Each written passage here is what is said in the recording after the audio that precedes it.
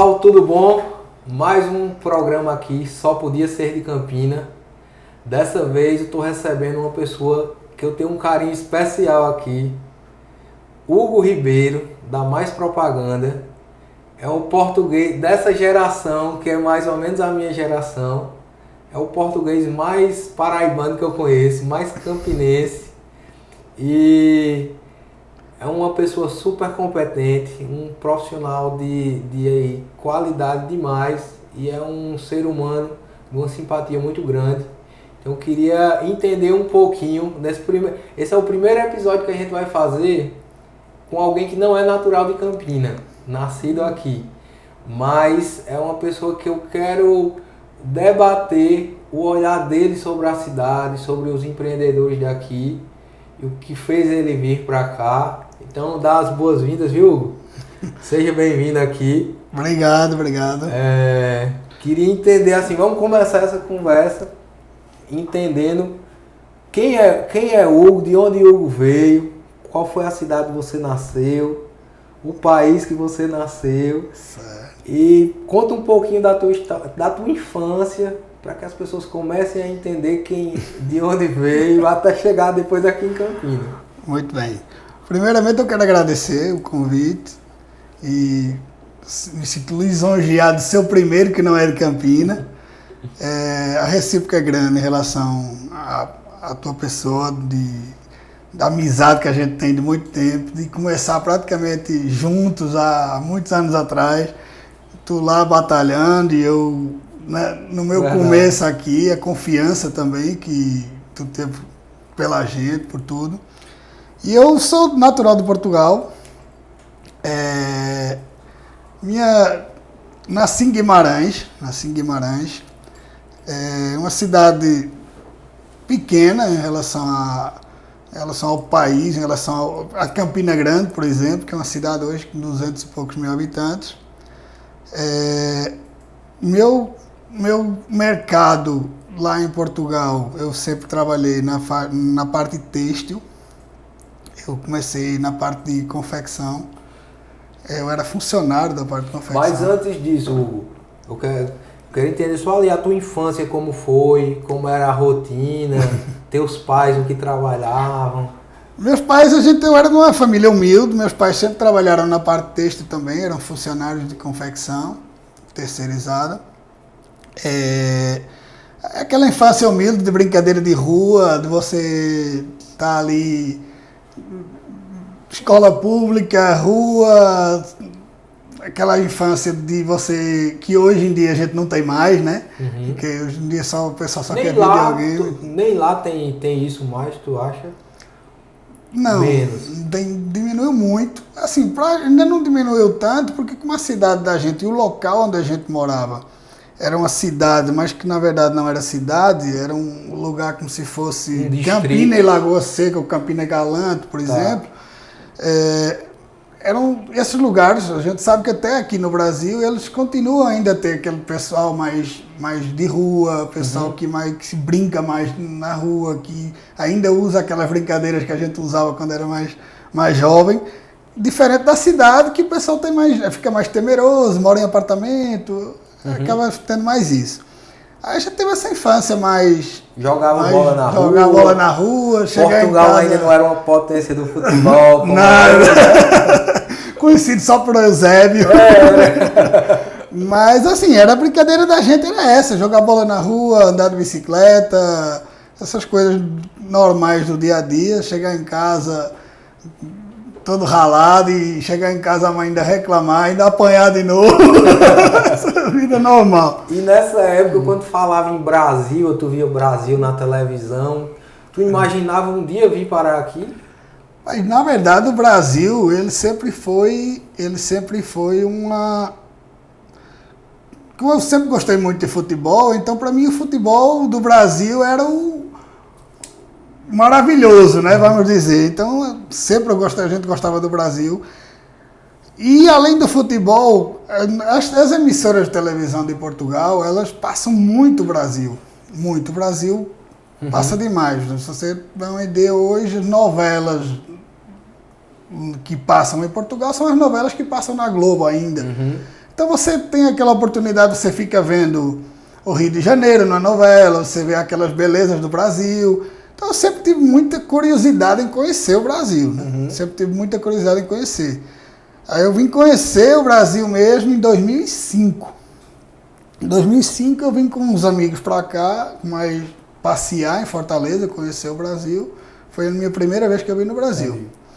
Mas voltando um pouco ainda, assim, minha trajetória, ela começou com 11 anos eu já gostava de vender e de comprar nessas trajetórias da vida. Então eu comecei, com 11 anos eu comecei a produzir pulseirinha na escola. Produzia pulseirinha para vender no intervalo. Aí vendia as pulseirinhas, comprava mais fitazinha para fazer de novo. Aí comecei dessa forma, com 16 anos, 17 anos, eu coloquei um restaurante em Portugal. Foi meu primeiro negócio. Em Guimarães ou nesse distrito perto? Nesse distrito, próximo. Aí foi meu primeiro negócio, foi um restaurante. Aí esse restaurante, que na verdade é um restaurante bar, que o pessoal chama muito de café. Certo. Em Portugal, que é um café, na verdade o café em Portugal é aquele local onde você tem o café, onde você tem o bar, onde você tem a refeição, se quiser, você tem tudo no lugar só que o pessoal chama de café. Então foi. Como era o nome, Hugo? Era Café Santo Antônio. Santo Antônio. Há muito tempo. O meu segundo nome é Antônio, meu padrinho é Antônio. Aí na época surgiu esse nome, por não ser um santo, a gente sempre foi muito religioso, a gente colocou Café Santo Antônio. Aí a partir daí a gente comecei a tocar esse negócio. Mas esse negócio era tocado por você sozinho ou tinha o apoio dos seus pais? Na época eu comecei sozinho com uma funcionária, era um negócio menor. Aí eu vi a oportunidade do negócio, eu estava vendendo café e bebida, vamos dizer, a oportunidade do negócio crescer com refeição, com essas coisas. E minha mãe sempre cozinhou muito bem. Sempre foi uma profissional top. Então, puxei, falei com ela, na época ela muito resistente em relação a essas coisas. Aí a gente começou tocando o negócio junto. Aí quando começou a tocar o negócio, aí ela começou a fazer as refeições, a gente começou a crescer o negócio. Foi quando ele tomou uma proporção realmente grande. Só que eu jovem, 17 anos, para 18 anos de idade, eu comecei a me sentir muito preso.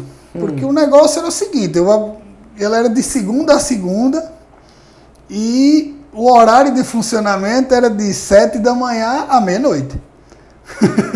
Pois é. Só tinha tempo para dormir. Então, assim, a gente tava naquela loucura, eu jovem querendo sair no final de semana, os amigos ligando. Tu estudava ainda nessa época? Não, tinha terminado já. Aí, quando eu terminei, eu disse, rapaz, o negócio não dá para mim.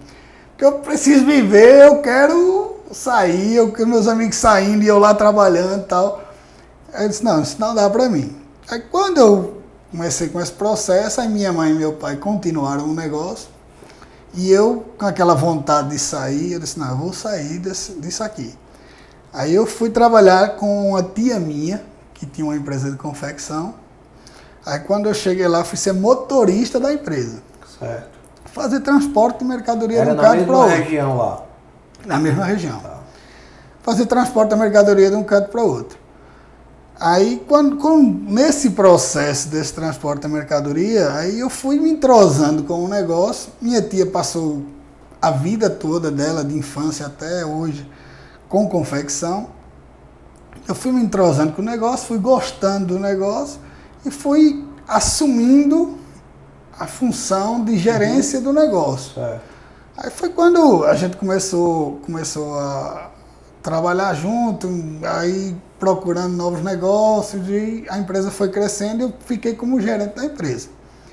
Nesse processo de gerente da empresa, eu em 2005 eu vim no Brasil com os amigos, todo ano, nós naquela fase de juventude, é o seguinte, lá a gente trabalha o ano todo para ter uma férias de 15 ou 20 dias em agosto de cada ano. Certo.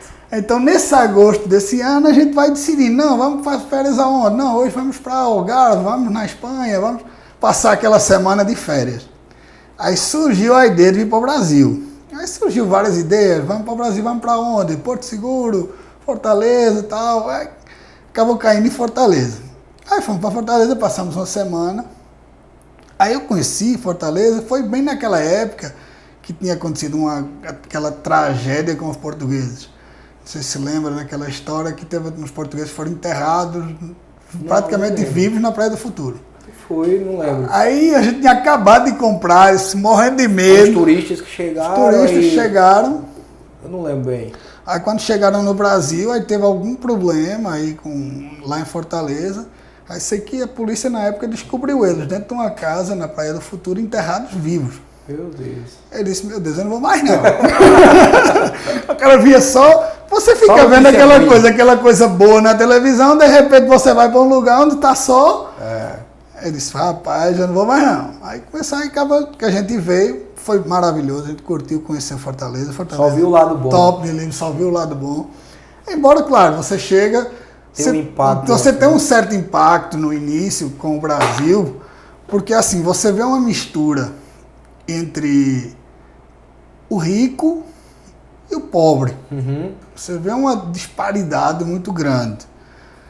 Que na Europa, em Portugal, por exemplo, você não vê. Então, o pessoal que vamos considerar uma pessoa que ganha um salário e meio, ela não é rica, mas ela vive bem, né? Quando você vem para a realidade do Brasil, aquela pessoa que realmente recebe apenas aquele salário, realmente é uma vida difícil. Principalmente cada dia pior, porque os custos aumentando e as coisas aumentando, e fica uma vida bem difícil. E mesmo nessa vinda a lazer, tu já percebeu isso? Já percebi isso na hora da chegada no aeroporto. A mistura entre a riqueza e a pobreza. Certo. Aquilo aí dá um certo impacto, onde você vê o pessoal muito rico e você vê o pessoal muito pobre. Quando você chega na praia, você vê aquele pessoal pedinte, que você não está acostumado em Portugal, aquela situação, o cara está ali pedindo e tal. Aí você fica um pouco de medo, porque você não sabe se aquele pedinte, porque você chega no Brasil, você não conhece o Brasil, você vem pela primeira vez, aí você não sabe se aquilo ali realmente vai ser perigo para você, se é apenas uma pessoa que está pedindo. Ficava sempre um sentimento de insegurança. De insegurança, assim. Total.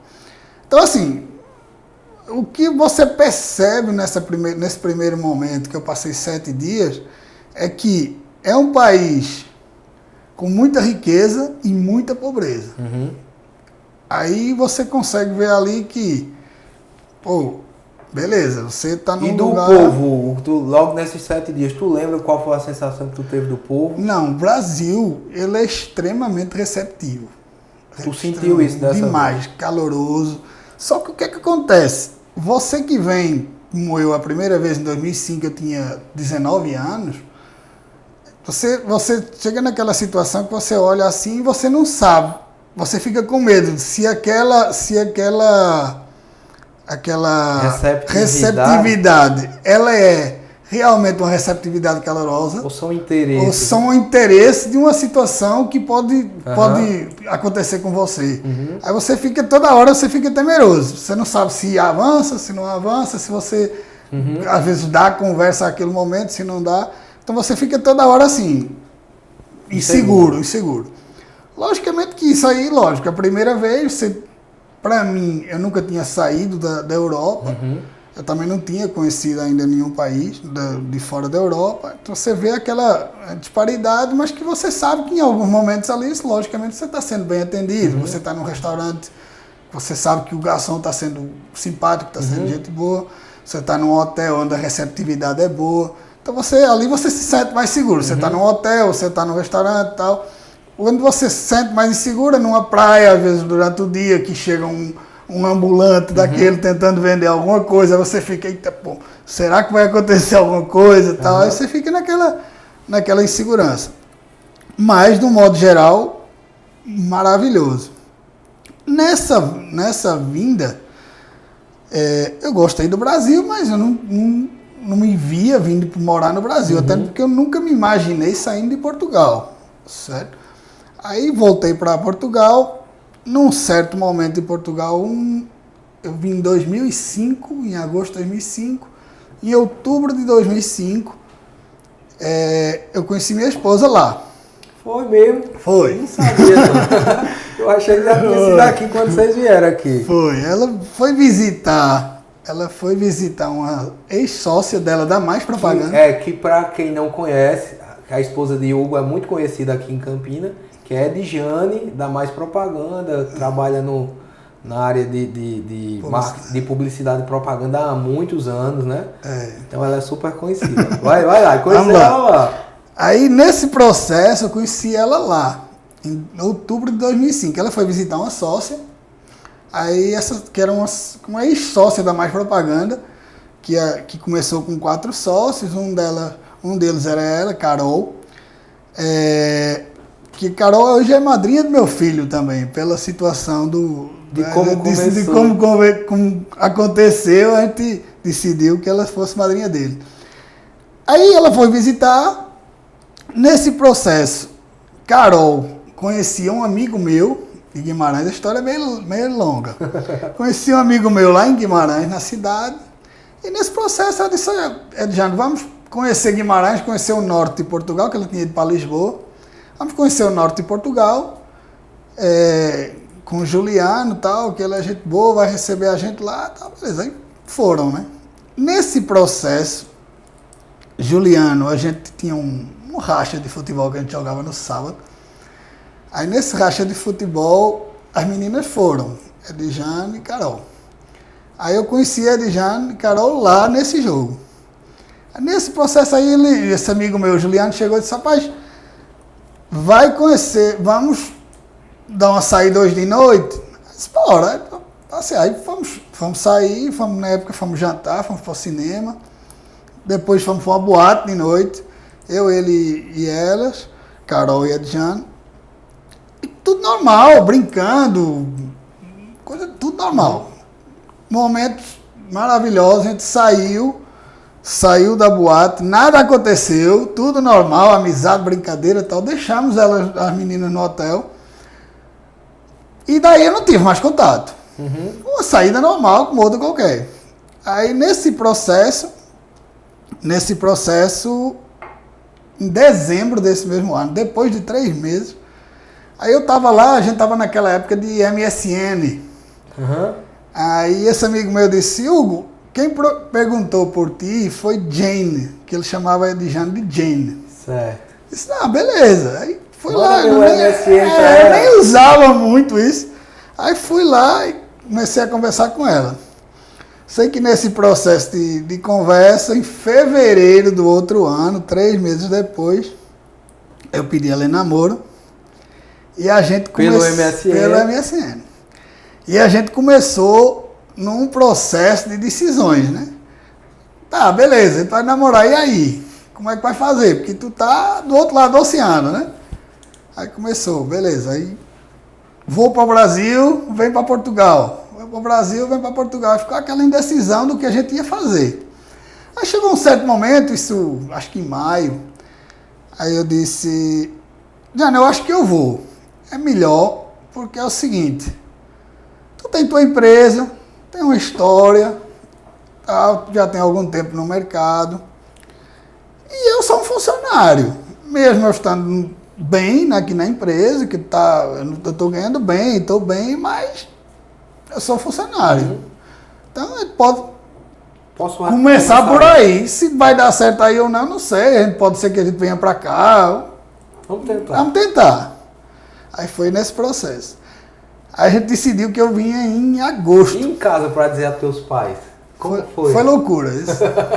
Foi loucura porque é o seguinte. Ninguém tá à espera, né? O filho sair. De repente eu vou morar em outro lugar, começou a namorar pela internet, que era super raro. Exatamente. Né? Conheci ela pessoalmente, beleza, mas não deixa de ser um namoro pela internet. Aí nesse processo eu sou uma pessoa muito apegada à família. Muito. Até hoje eu sou muito apegado à família. Então, eu sempre percebi isso aí. Sou muito apegado à família, muito apegado aos meus pais. Então, foi meio que um choque para eles essa situação. Tipo, pô, caramba, tá tudo bem aqui, a gente tá aqui, tá... ele está trabalhando, de repente uma mudança dessa, aí ele disse, mas eu vou mudar de áreas, vou tentar, vai que dá certo. Aí beleza, aí ele decidiu, aí em agosto, dia 14 de agosto de 2006, aí eu vim para o Brasil. Bom de data, viu? Aí, aí nesse processo de 14 de agosto, o que acontece? Normalmente as férias em Portugal da empresa são em agosto. Aí eu disse, pronto, vou deixar, aproveitar e já ir de vez. Aí foi quando eu vim para o Brasil. Essa vinda para o Brasil foi meio que, vamos dizer, uma loucura para todo mundo, né? Porque, cara, tá namora pela internet, vem para um país que é Europa e Portugal, 2006, hoje nem tanto, mas em 2006 vê como uma insegurança, vê como um lugar perigoso. E tu veio para uma cidade que até então devia ser... Ninguém conhece. Tu não conhecia, nunca tinha ouvido falar, né? Nem a capital do estado o pessoal conhecia, né? Porque o pessoal conhece lá, tipo, Recife, Natal, Salvador. Realmente. Aí o cara disse, não, você vai. Minha mãe não conhecia minha esposa. Então todo o processo até convencer de que estava tudo ok, foi bem complicado. Porque você vem para o Brasil, aí o pessoal pensa, não, o que essa esposa pode fazer com ele? O que é que pode acontecer com ele num país como esse? Porque todo mundo, o cara vê como um país de insegurança. Você fica com medo. Aí nesse processo eu vim, aí quando eu cheguei no Brasil, fui diretamente para Natal. Aí passou ainda uma semana, eu e minha esposa, e vim para Campina Grande.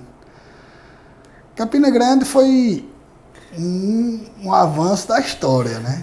Tipo assim, eu não conhecia, nunca sabia nem onde era o direito quando eu estava vindo, não sabia nem como era o Brasil, na verdade, porque eu tinha passado 7 dias de férias, 7 dias de férias você vai passear e farrar, né? Você tem 20 anos de idade, você vai para curtir, para passear, você não vai preocupado em um olhar de negócio, ou em moradia, ou em dia a dia, porque às vezes não é nem um negócio, é o dia a dia de vivência. Às vezes o dia a dia de vivência não é igual. Você não tem aquela rotina que você tinha lá, você vai criar uma rotina nova, amigos novos, num país onde eu mesmo vinha inseguro, então tudo você fica, avança, não avança. Aí você vai criando essa insegurança. Aí cheguei em Campina. Tu lembra o sentimento quando tu foi chegando na cidade, as coisas que mais te marcaram assim a primeira vez? Rapaz, a primeira assim, chegada em Campina, que eu fui morar no Roberto Rocha. Certo. Roberto Rocha é um prédio que tem lá no centro. Lá no centro, próximo à La Suíça. Isso, pronto. Primeira imagem que eu lembro da minha chegada em Campina é a La Suíça. Certo. Porque a partir dali foi quando eu comecei. Se você chega num lugar onde você acha que vai ter a pobreza perto, que você vai estar naquela situação de insegurança, aí você chega numa La Suíça, você já diz, eita, não é tanto assim, né? O prédio também era um prédio. Isso, um prédio até hoje bacana. Isso, com certeza, nas estruturas também tá. Quando você olha assim, o prédio onde eu morava também era bom, aquela segurança de porteiro, de tudo, que a gente não está acostumado em Portugal, a porteiro 24 horas, a segurança do prédio, você não precisa. Então, minha casa hoje ainda em Portugal é uma casa que está lá aberta, ela não tem um muro, né? Ela é aberta para a rua, você senta na calçada.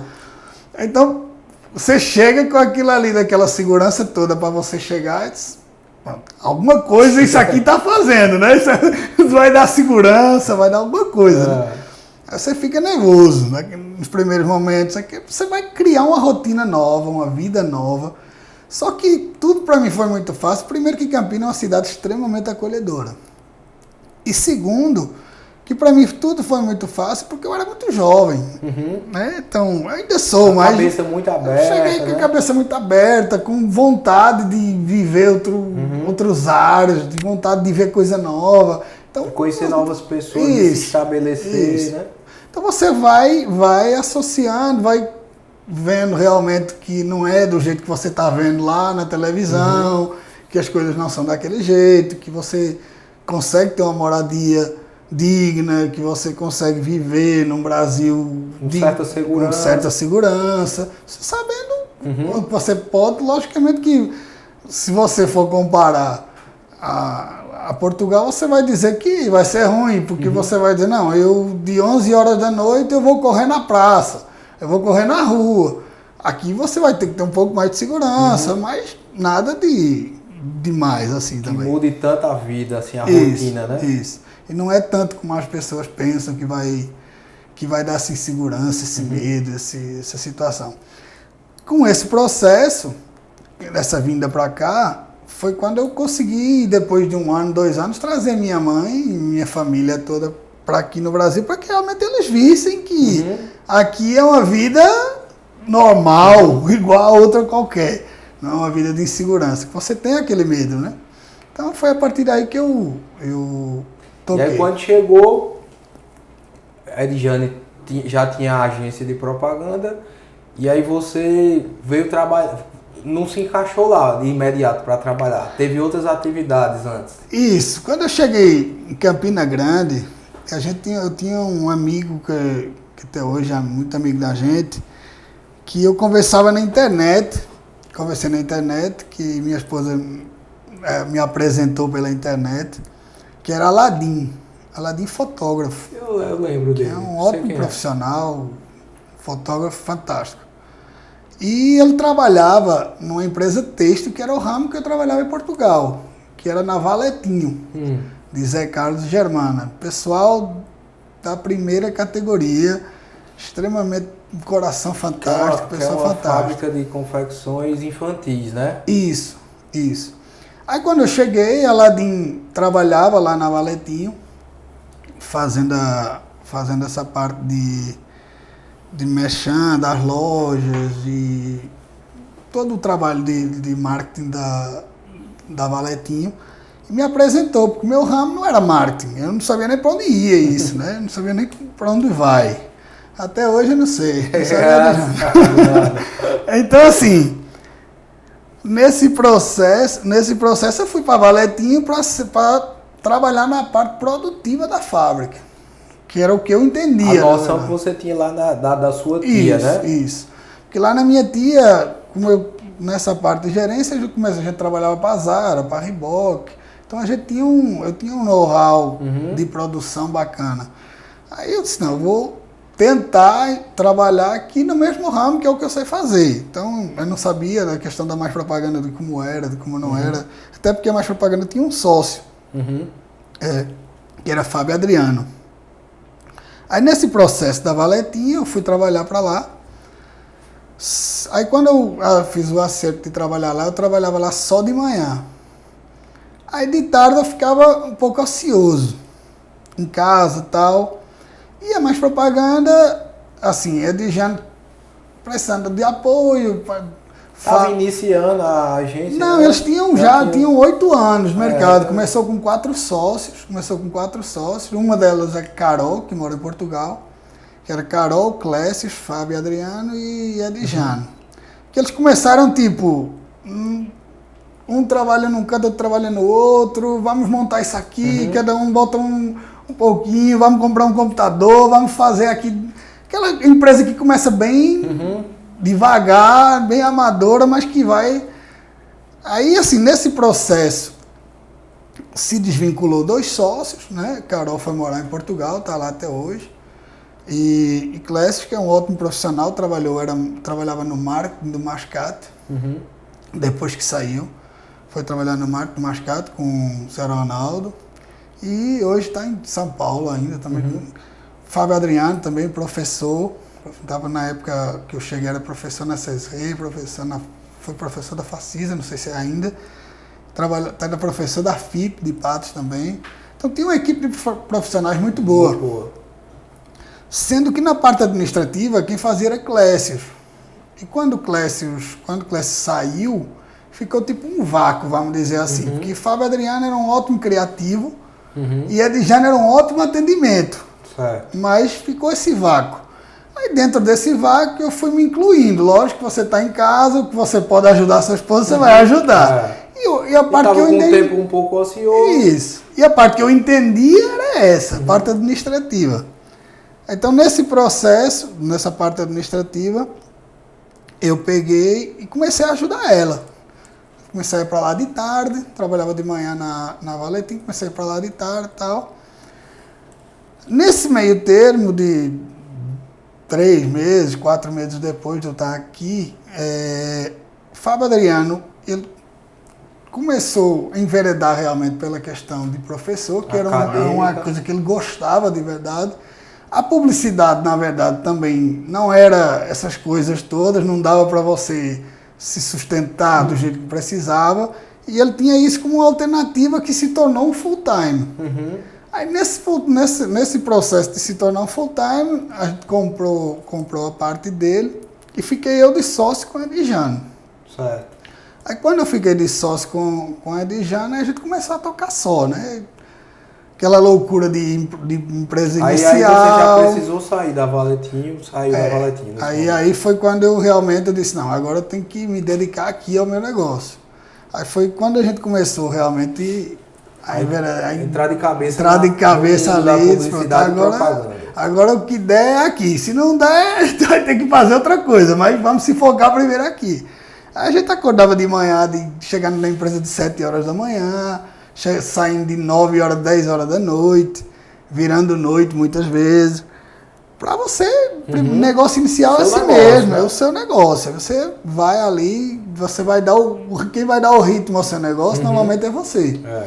Então, Edjane, grande vantagem da Mais Propaganda, dentro desse processo de 8 anos, mesmo as empresas de publicidade em geral não sendo empresas que estavam ganhando dinheiro, vamos dizer assim, mas o nome de Edjane era um nome muito forte na cidade. O nome de Edjane era um nome de credibilidade até hoje. Até hoje. Então ela era conhecida no mercado de Campina pelo trabalho, pela dedicação, pela forma como ela atende, preocupada em dar resultado.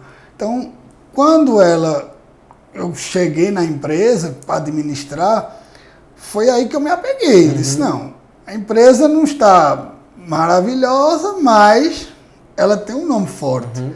Tanto o nome Mais Propaganda, que já era forte, como o nome de Edjane, que era mais forte ainda, eu acho.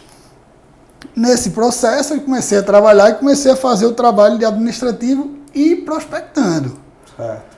Aí eu comecei fazendo esse trabalho de prospecção, a gente começou aumentando, a gente tinha agência lá na Miguel Couto, de frente à Cavesa, eu morava ali no Roberto Rocha, descia ali, normalmente vinha a pé mesmo, descia, aí trabalhava, chegava na empresa às 7 horas da manhã, trabalhava de meio-dia, descia, tinha um pequeno restaurante embaixo, na época, que a gente comia ali bem rápido, uma quentinha, e subia para trabalhar de novo. É aquele trabalho de você sair de 9, 10 horas da noite, e a preocupação do outro dia, e essa loucura que você, no início de uma empresa dessa, faz tudo, né? Você é administrativo, você é atendimento, você é motorista, você é fotógrafo, você vai tudo.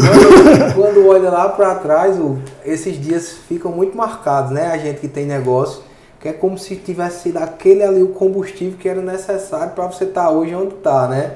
Eu acho que uma das coisas que eu vejo em relação ao negócio é o seguinte, quando você faz como a gente fez, de começar do zero, o gosto é diferente. O gosto do resultado é diferente. Diferente do cara chegar hoje, meu filho, eu quero que ele tenha tudo de bom. O que eu puder ajudar, eu vou ajudar. Logicamente que você não pode dar, mas o que puder ajudar, você vai ajudar. Logicamente que se ele pegar hoje, ele não pega o que eu peguei, a dificuldade que eu peguei. Mas o gosto que eu tive, ele nunca vai ter.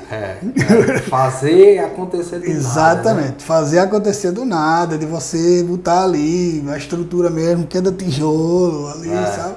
Então, é diferente. Só para situar quem não conhece ainda, eu te conheci mais ou menos nessa época, falando de imóveis, eu visitei esse escritório da Mais Propaganda lá, quase em frente à Cavesa ali. Era um escritório normal, simples, assim, dentro de um empresarial. Isso. E aí, pouco depois, a Mais Propaganda já era assim, a agência mais relevante aqui da cidade, da região. Muitas mudanças houveram no mercado até hoje a Mais é uma das principais, ou a principal aqui da cidade. E hoje você já tem uma sede própria, grande, bonita, toda setorizada, né? Isso. Então, assim, só para situar quem não conhece ainda o que se tornou tudo isso, né? Certo. Então, assim, quando eu fui para lá em 2006, a gente começou nesse trabalho, Tu começou a entender o que era o mundo da publicidade, estudar sobre isso? Comecei a me situar um pouco do que era a publicidade, mas pela demanda do que era necessário no momento da agência, eu precisei me focar muito em administrar. Uhum. Entender os processos, de você entender onde você poderia realmente economizar mais, onde quanto você precisaria de cobrar, porque... Só uma interrupção. A formação educacional, hoje tu tem um filho ali estudando e tu teve a formação toda na base lá em Portugal. É muito diferente daqui, eu tinha uma preparação melhor para o empreendedorismo, para a administração, como é lá? Não, na verdade lá é o seguinte, você tem um ensino fundamental que eu estudei do meu tempo todo na escola pública, que praticamente assim na região da gente quase não tem nem escola particular, porque realmente a escola pública em Portugal ela funciona muito bem, e aqui em algumas escolas também funciona bem. Eu acho que muitas vezes o que acontece aqui no Brasil é porque se torna muito mito. Muito... Não, pô, porque é público, porque... Mas muitas vezes tem muita escola boa. Campina Grande mesmo hoje tem escolas bilíngues, tem estruturas melhores às vezes que escolas particulares. Lógico que você, por essa situação da disparidade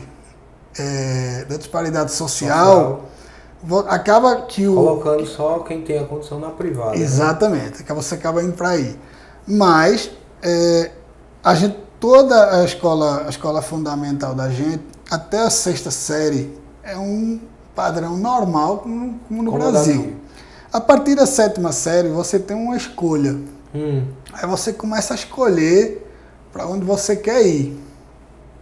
Aí você vai enveredar para a parte tecnológica. É como se pudesse escolher entre as áreas de humanas, exatas, saúde, já a partir da 7ª série. Exatamente. Então você vai ter as suas aulas normais de português, de matemática, sendo que em algumas situações dessas aulas e algumas turmas são criadas separadamente para aquela situação. Não, ali é tecnológica, ali é humanos, ali é saúde, então você vai ter algumas aulas específicas para isso.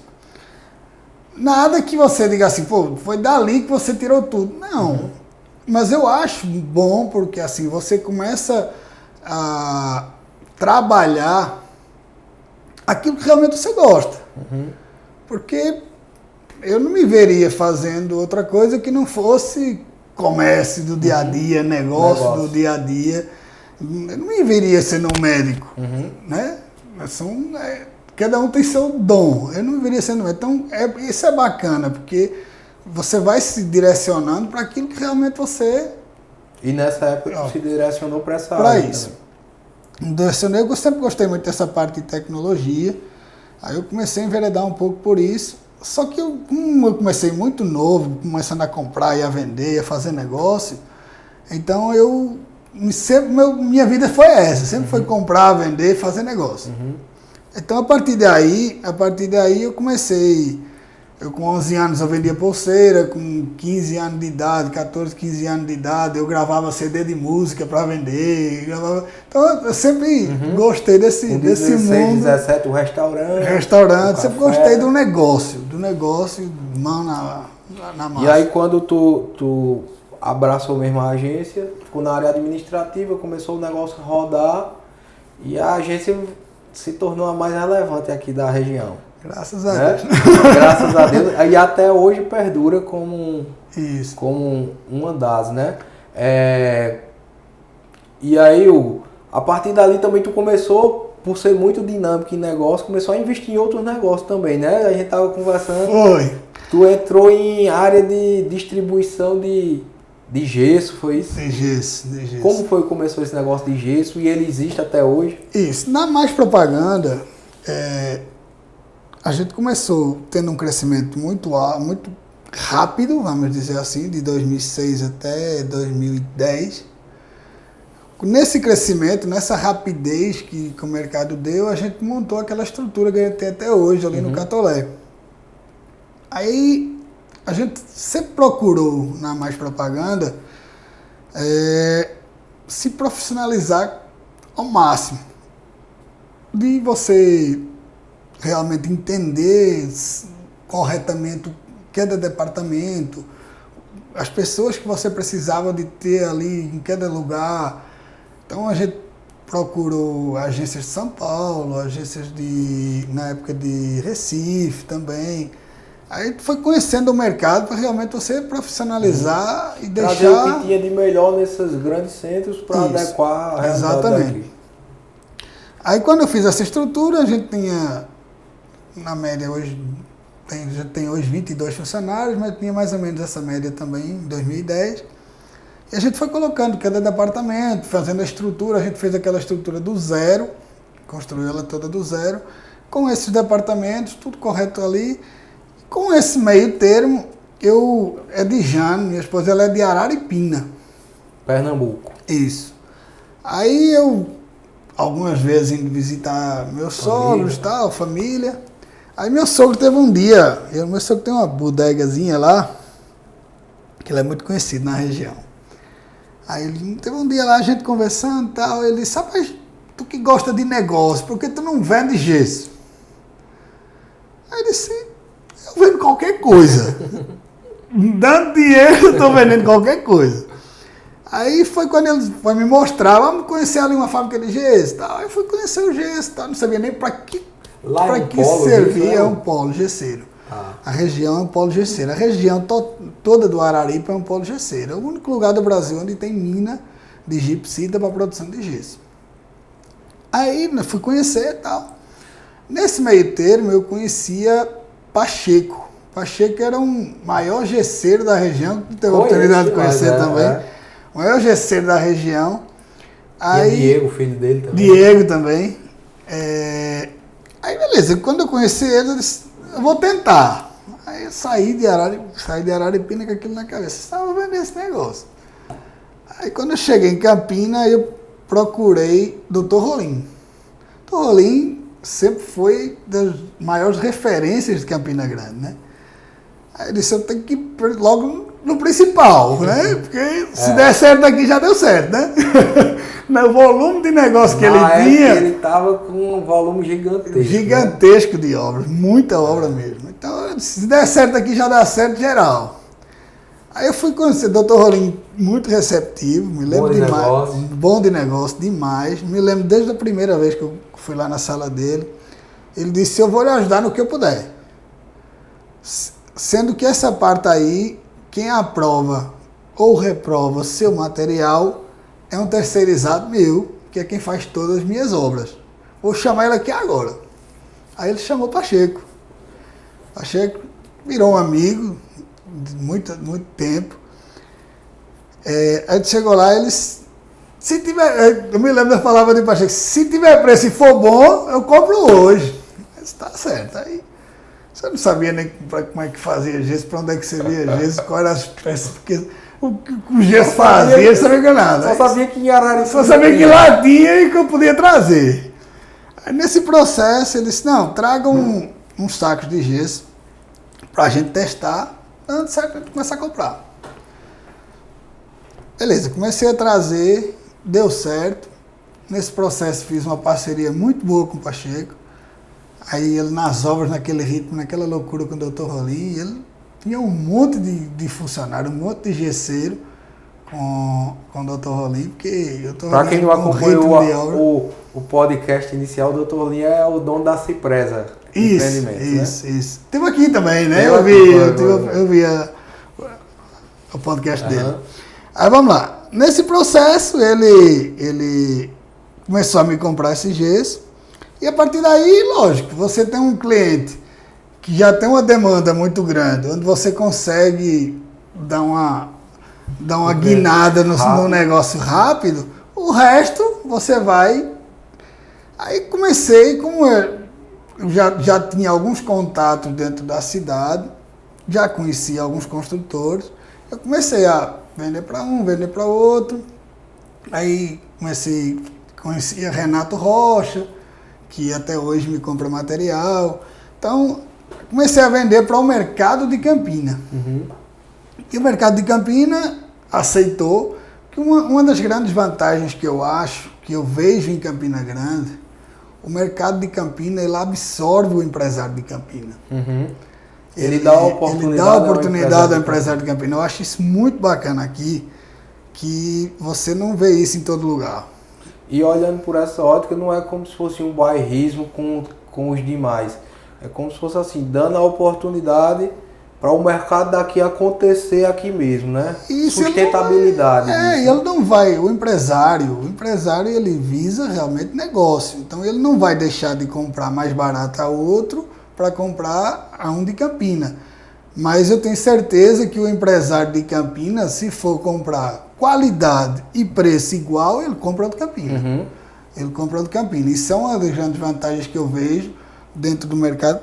Dentro do mercado, principalmente também de construção. O cara vê que o mercado de construção ele absorve muito bem o distribuidor que mora em Campina, o representante que mora em Campina. Verdade. O pessoal ele é muito parceiro, vamos dizer assim.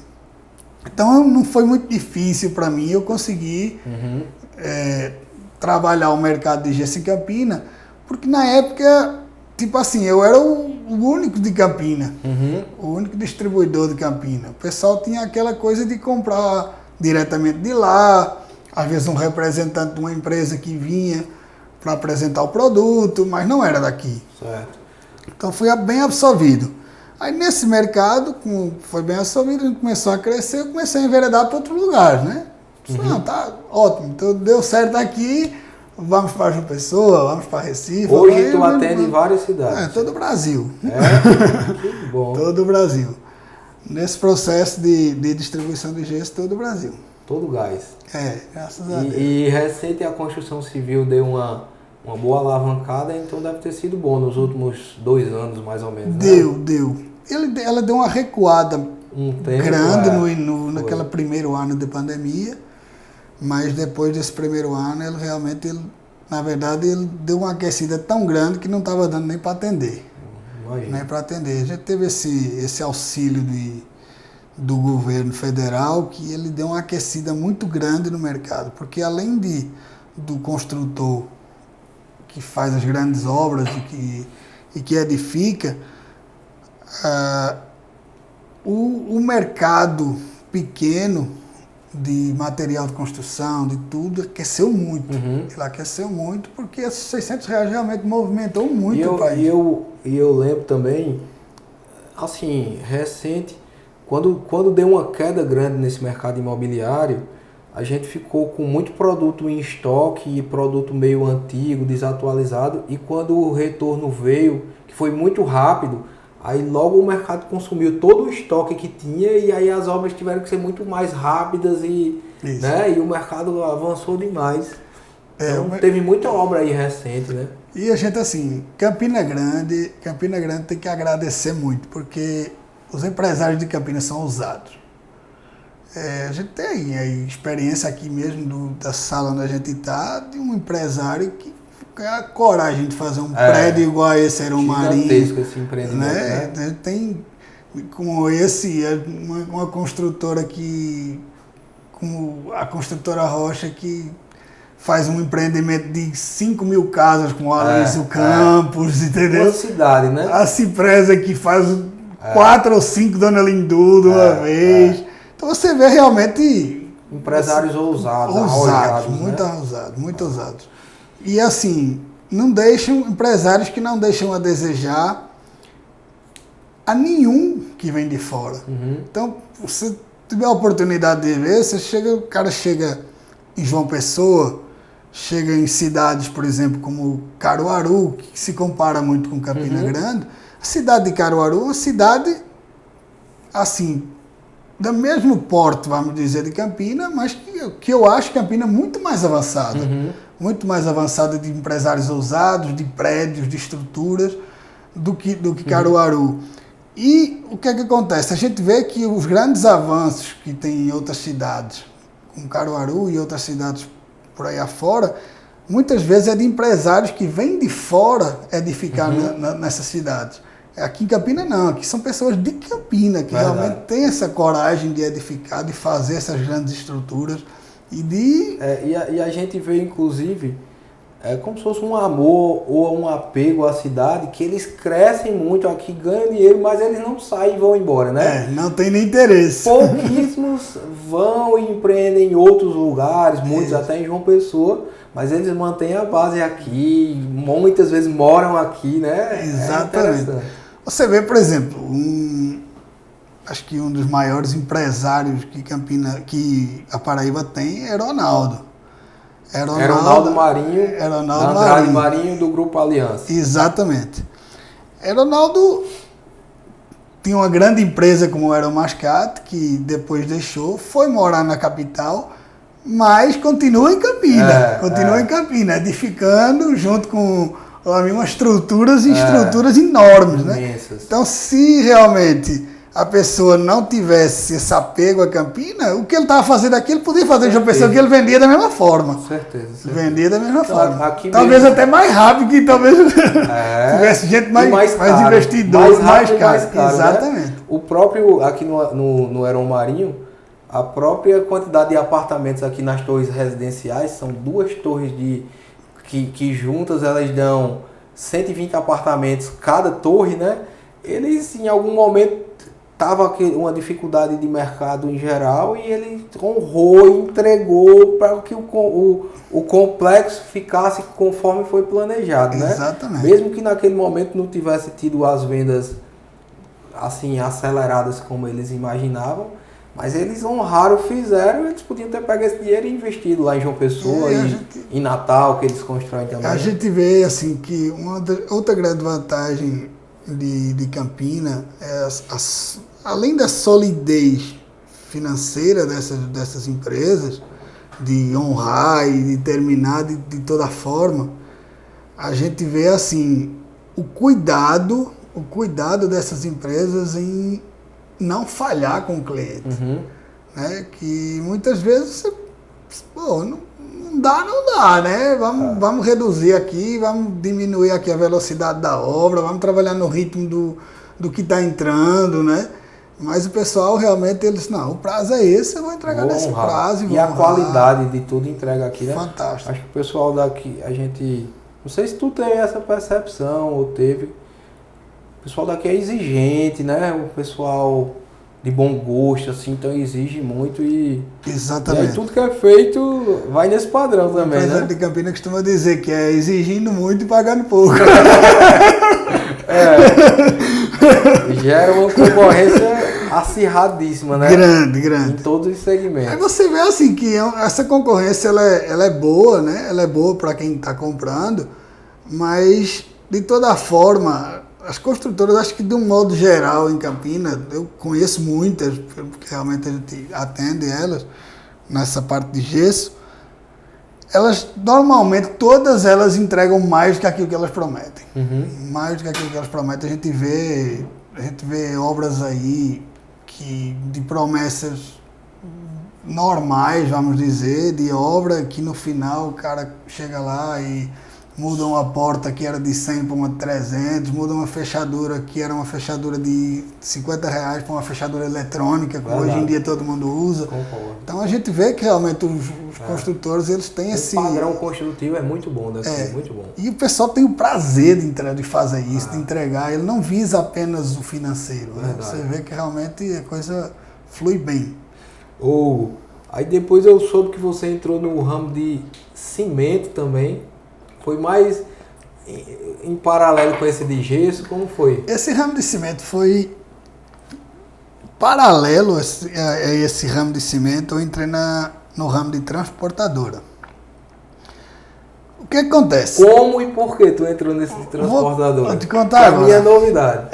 A gente tem Nesse ramo transportador aí de cimento, eu nunca tive nem vontade de entrar, né? Só que... Como gosta de negócio, como gosta de... E o que é que aconteceu? A gente estava tendo muita dificuldade de atender o mercado da Paraíba devido a transporte para trazer a mercadoria. Sempre atrasando, não tinha caminhão, essas dificuldades que a gente tinha. Aí o que é que acontece? Na época eu fechei a venda do material de gesso do Aloysio Campos, com a Construtora Rocha. E aquela obra, ela tinha um ritmo muito alto. Então, aquela obra, pelo ritmo daquela obra, eu não ia conseguir atender terceirizando frete, porque não tinha caminhão para isso. Aí o que eu fiz? Comprei uns caminhões. Isso é muito volumoso, né? Isso. O transporte exige muito. Demais. Então, comecei com um volume muito grande de gesso para a Construtora Rocha, onde a gente vendia, tinha meses de chegar a 1.000 toneladas. Aí o que acontece? Nesse processo, eu disse, eu não vou conseguir, eu vou comprar caminhão. Comprar uns caminhões para poder atender. Aí eu comprei uns caminhões para poder atender a Construtora Rocha. Quando eu comprei os caminhões para atender a Construtora Rocha, eu estava com a dificuldade do seguinte, beleza, eu tenho o caminhão para entregar o gesso, mas o caminhão vai voltar toda vez vazio e não dá certo. O prejuízo vai ser grande aqui. Aí eu disse, vou procurar alguma coisa para voltar. Aí procurei, na época, a empresa de cimento nacional. Aí eu fui lá, procurei o menino lá, o gerente. Aqui em Campina? Não, lá em Pitimbu. Certo. Pitimbu, na fábrica do cimento nacional. Aí disse, olha, eu tenho uns caminhões assim. Esses caminhões toda semana vêm 2 vezes aqui na Paraíba trazer gesso. Ou para a Construtora Rocha, ou para outras que tinha. Só que eu queria tentar fechar com vocês aqui uma volta de fretes para vocês, para eu voltar com o frete para vocês aqui. Se você tiver que me atender e tal, eu disse, não, a gente sempre precisa de frete. Agora, por que você não vende? Aí eu disse, rapaz, outro negócio. Se eu vender cimento, eu já vou ter outra estrutura. Quando o teu sogro falou do gesso, foi esse cara que falou do cimento. Foi, do mesmo jeito. Aí eu disse, eita, mais um negócio, mas... Aí eu disse, certo, aí como é? Aí conversei com ele, disse, não, rapaz, na região a gente está sem representante. Está sem representante, a gente tem uma demanda para aquela região, mas é pouca, porque tem algumas outras cimenteiras lá que realmente estão uma velocidade maior do que a gente, então nossa demanda é pouca, não vai dar para lhe atender o que você está querendo nessas voltas, porque a gente não vai ter demanda. Você tenta vender, mais fácil para você, porque aí você já volta com o seu material, você mesmo vende e tal. Aí eu disse, pronto, mais um, né? Aí eu fui lá para a região, comecei a procurar, a ver realmente a região, preços e tal. Aí disse, rapaz, vai ser o jeito. Que era para vender esse cimento lá em Pernambuco. Isso, lá no sertão de Pernambuco. De Salgueiro até o Piauí, Marcolândia. Aí eu disse, vai ser o jeito, né? Aí comecei a testar, pegar umas carradas aqui e vou testar, né?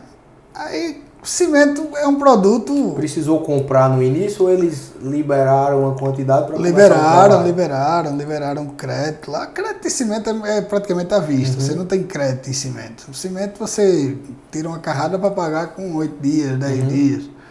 É praticamente à vista. E o cimento é um produto que tem volume. Então, se você não atender construtora, mas se você atender material de construção, você já consegue um volume. Certo. É uma coisa realmente uma rotatividade muito alta. Igual o gesso. Preço não tão alto agregado, mas que tem uma rotatividade. Então eu disse, não, vou tentar. Comecei a puxar umas carreiras e comecei a vender. E foi dando certo. Eu disse, pronto, agora tá certo. Agora já tem a volta. Só que o seguinte... A minha demanda da volta, eu precisava que esse caminhão não demorasse, porque senão eu falhava com a Construtora Rocha. Para trazer o gesso. Aí o que eu fiz? Abri loja em Araripina. Loja de cimento. Loja de cimento. Só cimento, eu não vendi mais nada. Eu não quero mais nada, porque não vou dar conta. Aí, quando eu abri essa loja de cimento em Araripina, o que eu fazia? Ligava para alguns clientes na região para vender. Vendeu, não vendeu, eu descarregava lá. Uhum. Aí eu ia jogando para lá, porque eu precisava que ele voltasse. Aí tudo certo. Isso tudo daqui, de telefone. Tudo de telefone, maior loucura, vendendo para todos os clientes. Uma pelo vez ou outra telefone. tendo que fazer umas viagens direto. Praticamente todo mês eu ia lá visitar a região. Aí criei uma carteira de clientes muito boa de materiais de construção da região, de Salgueiro até Marcolândia. Nesse processo... Tem muitos vendedores? O único vendedor, eu resolvia a maior parte pelo telefone, eu mesmo. E uma das vendedoras era minha cunhada, Elaine. Ela começou a trabalhar comigo no gesso, desde o início, depois deu uma saída, voltou. Aí é quem tomava conta dessa loja. Aí eu tinha 2 lojas lá na região, aí começou o procedimento de venda de cimento. O volume começando subindo, aquela loucura, liga para um, liga para outro, aí liga para vender cimento, liga para vender gesso. O negócio agora ficou meio... Pressão. Aí voltava com o gesso, levava o cimento. Aí começou dando tudo certo, tudo ok, sendo que nesse meio de termo de processo, a obra do Alus Campos foi terminando. Já não precisava de tanto gesso. Já não precisava de tanto gesso, não precisava de tanta demanda do carro vindo para cá. Aí quando teve esse processo, isso foi antes da pandemia, acho que uns 2 anos, aí eu disse, não, agora eu vou precisar de resolver. O cimento era bacana, vendia bem, volume bom, mas eu disse, rapaz, eu estou precisando agora de um pouquinho de qualidade de vida. Só trabalho demais. Estou trabalhando e não estou vivendo. Filho pequeno, qual a idade? 12 anos. Pois é, e ele com idade mais 8 anos, mais ou menos. A idade de você aproveitar, de atenção maior. Exatamente. E como eu sou assim, eu sou muito apegado, eu gosto de acompanhar. Uhum. Meu filho acompanha tudo desde que ele nasceu. Se ele tiver um futebol na escola, eu vou olhar. Se ele tiver o que for, eu acompanho. Eu gosto de acompanhar. E até hoje é assim. Então, você começa a perder um pouco dessa qualidade de vida, que você começa a ter uns estresses, lojas abertas em outros estados. Você começa a ter... Negócio é assim, está tudo muito bem, aí você começa a ter aperto disso, aperto daquilo, de fiscalização, que é uma das coisas que no Brasil o mercado não deixa fluir. Né? Porque tem muito problema de estado para estado. Exatamente. Né? Você tem um grande problema hoje no Brasil que eu acho que na Europa toda você nunca vai ter. Você tem mais dificuldade de vender de um estado para outro no Brasil do que você vender de um país para outro na Europa. Que eles fazem muita burocracia, cada estado desse tem um imposto, cada um tem uma regra, cada um você só pode vender de um jeito, você só pode faturar de um jeito, seu imposto é diferente de um para o outro, é toda uma loucura. Começou a misturar agência de propaganda, gesso, cimento, caminhão não é brincadeira. Aí tu diz, rapaz, sem tempo pra nada, sem tempo pra nada, não estava mais vivendo. Aí quando eu mulher, decidi... às vezes reclamando, filho... E eu comecei a ver que eu sempre fui uma pessoa assim, de lidar bem com os problemas. Você sabe, negócio, qualquer tipo de negócio, o problema faz parte, é natural. Aí quando você começa a valorizar demais os problemas, é a hora de você começar a pensar. Porque ou você está pronto para receber qualquer tipo de problema com naturalidade e você saber conduzir, ou a partir do momento que você receber aquilo ali e você começar a se aperrear e começar a perder seu sono, como eu estava começando, aí foi quando eu disse, tá bom, aqui tá certo. Eu sou uma pessoa que é o seguinte, eu sou um empresário que eu gosto de empreender todo dia. Se o cara disser, não, amanhã tem um negócio que assim, bora. Eu gosto de desafio. Às vezes nem é, muitas vezes nem o financeiro. Eu gosto do desafio do negócio. Mas desde que não começa a atrapalhar outras Isso. coisas, né? Aí foi quando eu cheguei ali naquele momento que eu cheguei em casa assim um dia e disse, rapaz, eu tô começando a virar uma pessoa que eu não quero ser, muito estressado, perdendo sono, cansaço direto. Você deixa de dar atenção à família que você deve dar, que eu gosto de dar atenção à família, eu gosto de chegar em casa, de brincar com meu filho, de conversar com minha esposa. Então, assim, você começa a não conseguir fazer isso, você chega em casa com a cabeça só em outras coisas, só em problemas, só... Aí foi quando eu decidi, cheguei em casa um dia, eu disse, antes da pandemia, uns 2 anos, assim, na época de outubro, novembro, lembro como se fosse hoje, eu chamei a Dijane, disse, Dijane, vou fechar todas as lojas de cimento, não quero mais. Inclusive, eu tinha uma em Campina, de venda de gesso, que era lá na Chateaubriand. Vou fechar todas. Eu disse, mas rapaz, o processo tão grande, depois que tu montou o negócio, agora tá todo dando certo, tá todo arrumado, aí tu vai fechar. E disse, vou fechar porque é o seguinte, eu tô deixando de ter qualidade de vida. Eu tô mais preocupado nas lojas, em resolver as coisas do que em casa. Aí você deixa aquela distância da loja entre você, Campina e Araripina, 600 e tantos quilômetros. Aí eu disse, rapaz, não dá. Aí no outro dia mesmo, saí fechando tudo. Foi. Nas devidas proporções foi quando tu repassou o restaurante pros teus pais, que não tava dando tempo, nada. Exatamente.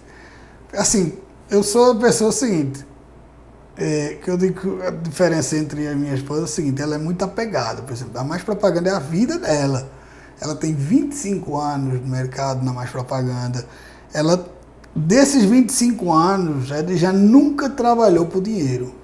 Nunca ela trabalhou para ganhar o real. Ela sempre trabalhou com prazer de atender e de fazer o serviço.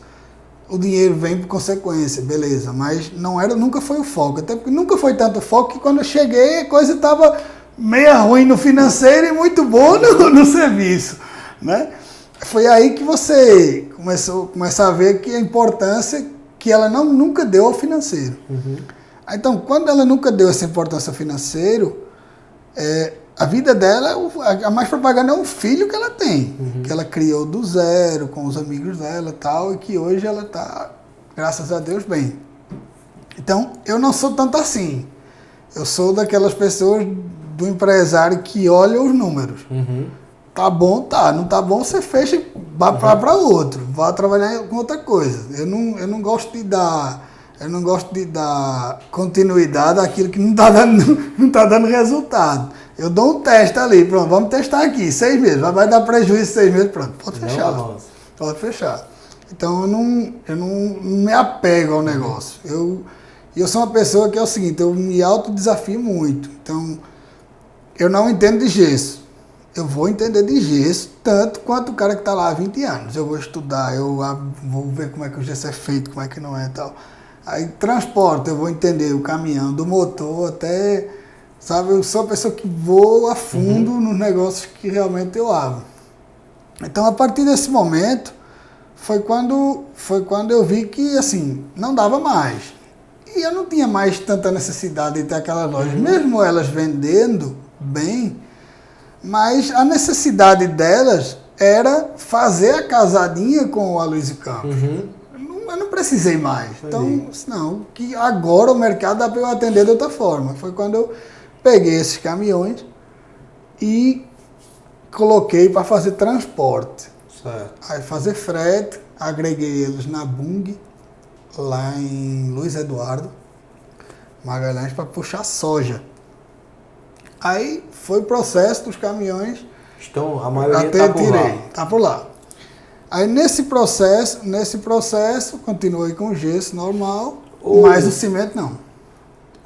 Aí hoje assim, tu atende muita gente, muitos fornecedores de gesso Brasil afora, tem essa transportadora com muito caminhão aí fora.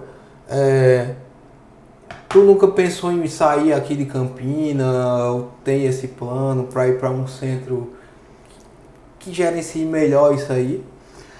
Breno, assim, Porque aqui tem até restrições de voos, para viajar é um pouco mais difícil, né? É uma das dificuldades que eu vejo hoje, que é realmente porque essa minha ponte entre Brasil e Portugal. Essa minha ponte entre Brasil e Portugal, ela tem essa distância entre Campina e Recife, vamos dizer assim, de pegar um voo.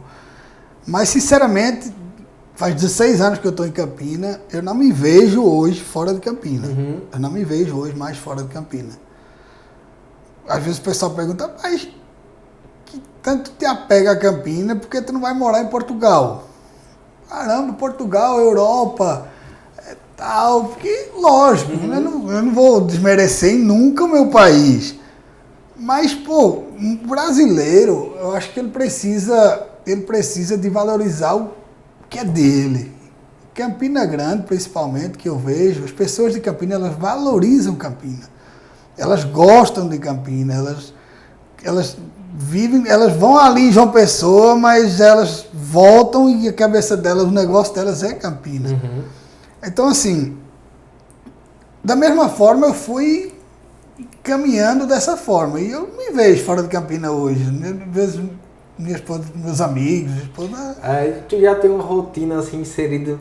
Tem os amigos que saem para almoçar na sexta. Isso! O cara que sai para tomar uma na quinta, Isso, noite, exatamente. Né? Tem toda a galera aqui. Você tem uma rotina, você cria umas amizades, você chegou praticamente sem nenhum amigo, você cria uma turma de amigos.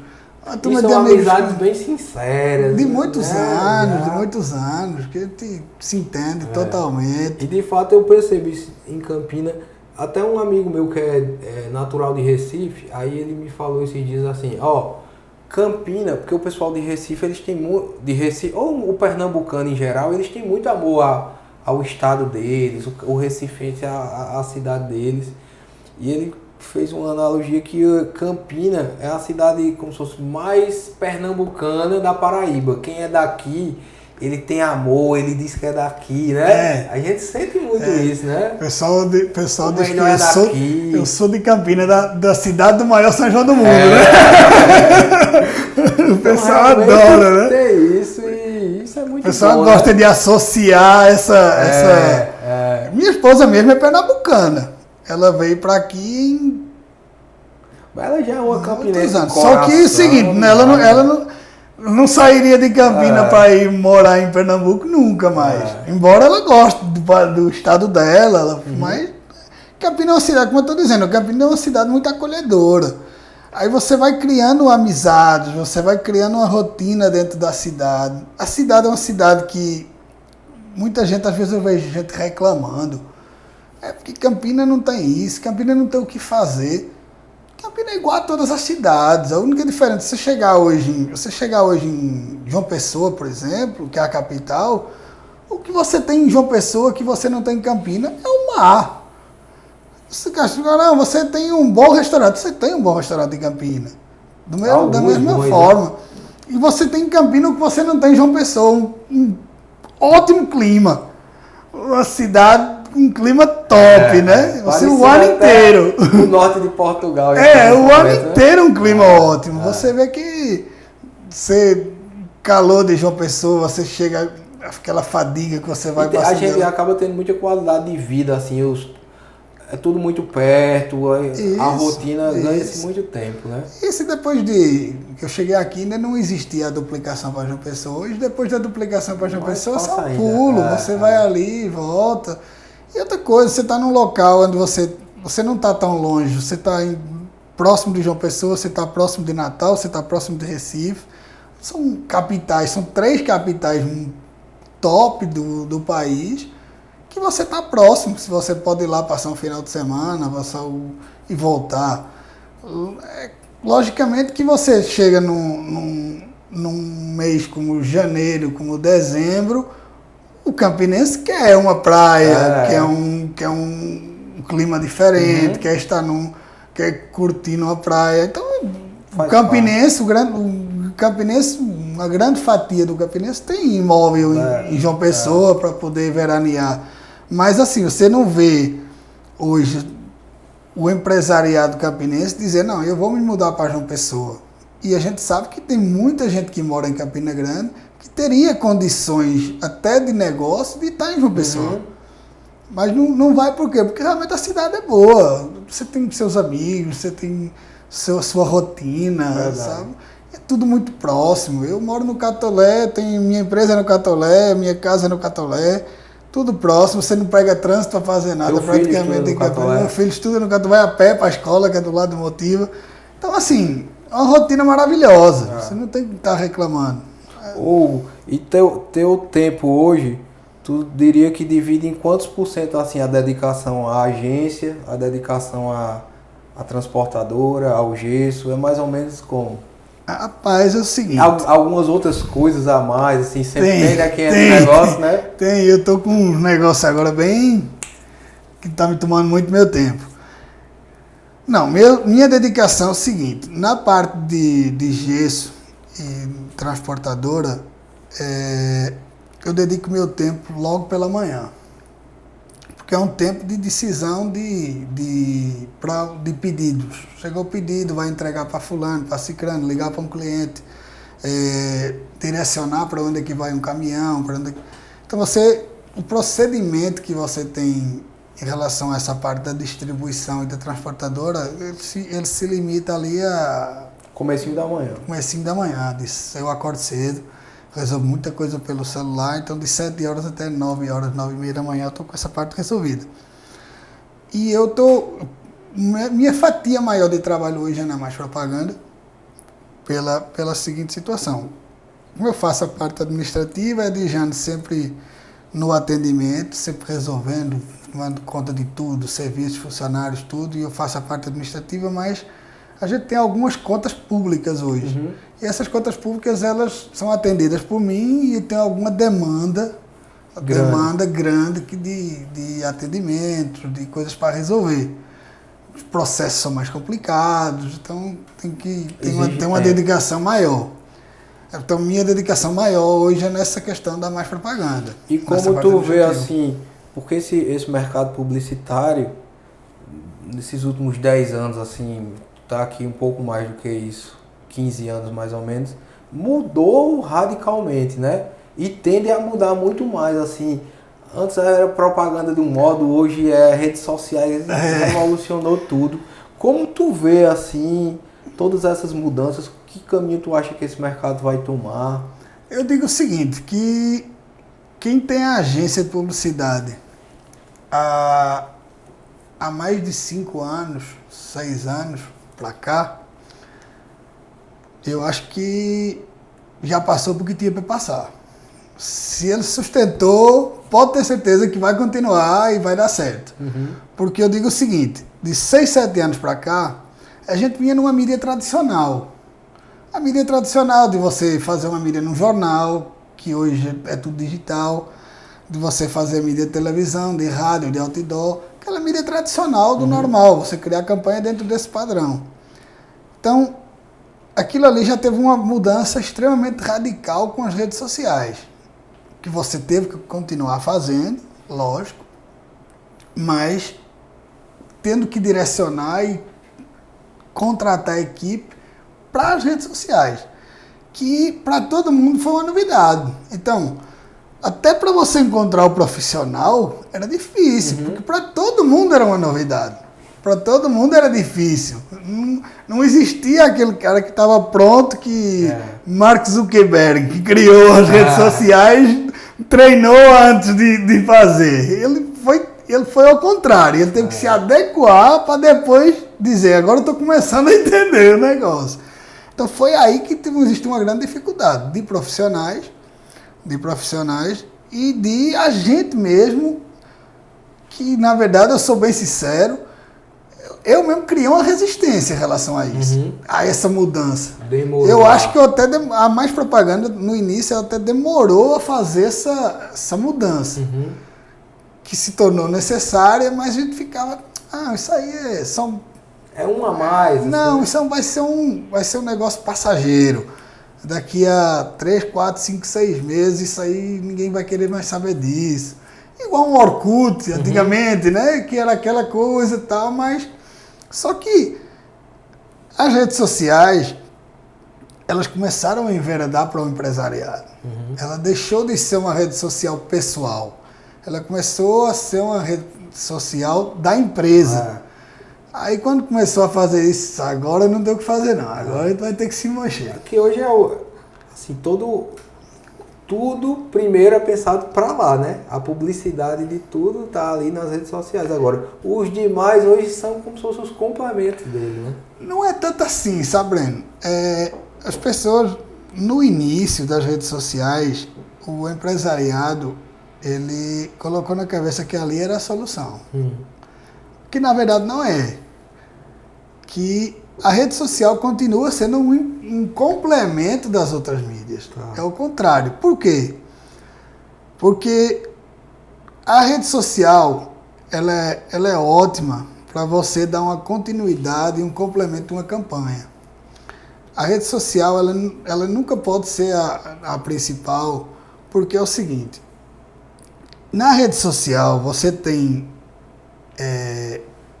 milhões de pessoas, cada um com uma opinião diferente, onde todas essas pessoas hoje, qualquer uma delas, ela tem uma mídia na mão, ela faz o que ela quer, ela cria o conteúdo dela. Ela cria o conteúdo, ela diz o que ela quer, muitas vezes até errada a forma como se comunica na rede social. E a rede social, muitas vezes, de tanta gente que tem, de tanto que você se comunica na rede social com sua empresa, ela não consegue passar a credibilidade que o negócio offline passa. De passar a credibilidade de um comercial de televisão, de você estar, por exemplo, numa Globo, que, querendo ou não, mas a credibilidade está lá. Eu vou lhe dar um exemplo, por exemplo. Você ouve uma notícia o dia todo. A notícia, a partir do momento que ela é noticiada no Jornal Nacional ou em qualquer outra emissora de televisão, ela vira a verdade mesmo. Ela vira a verdade. Até aquele momento que ela está nas redes sociais, existe a chamada fake news, né?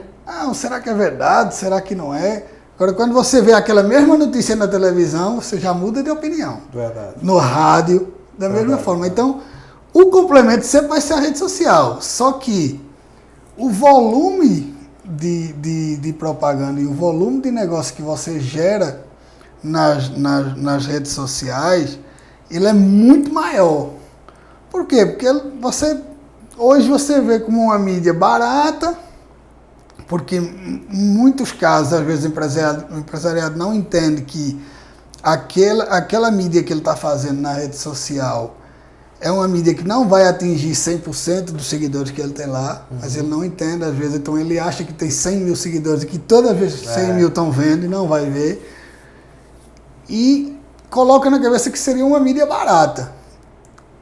Só que é o seguinte, se fosse uma mídia tão 100% de resolver tudo, por exemplo, há uns 15 dias atrás o iFood estava anunciando em carro de som.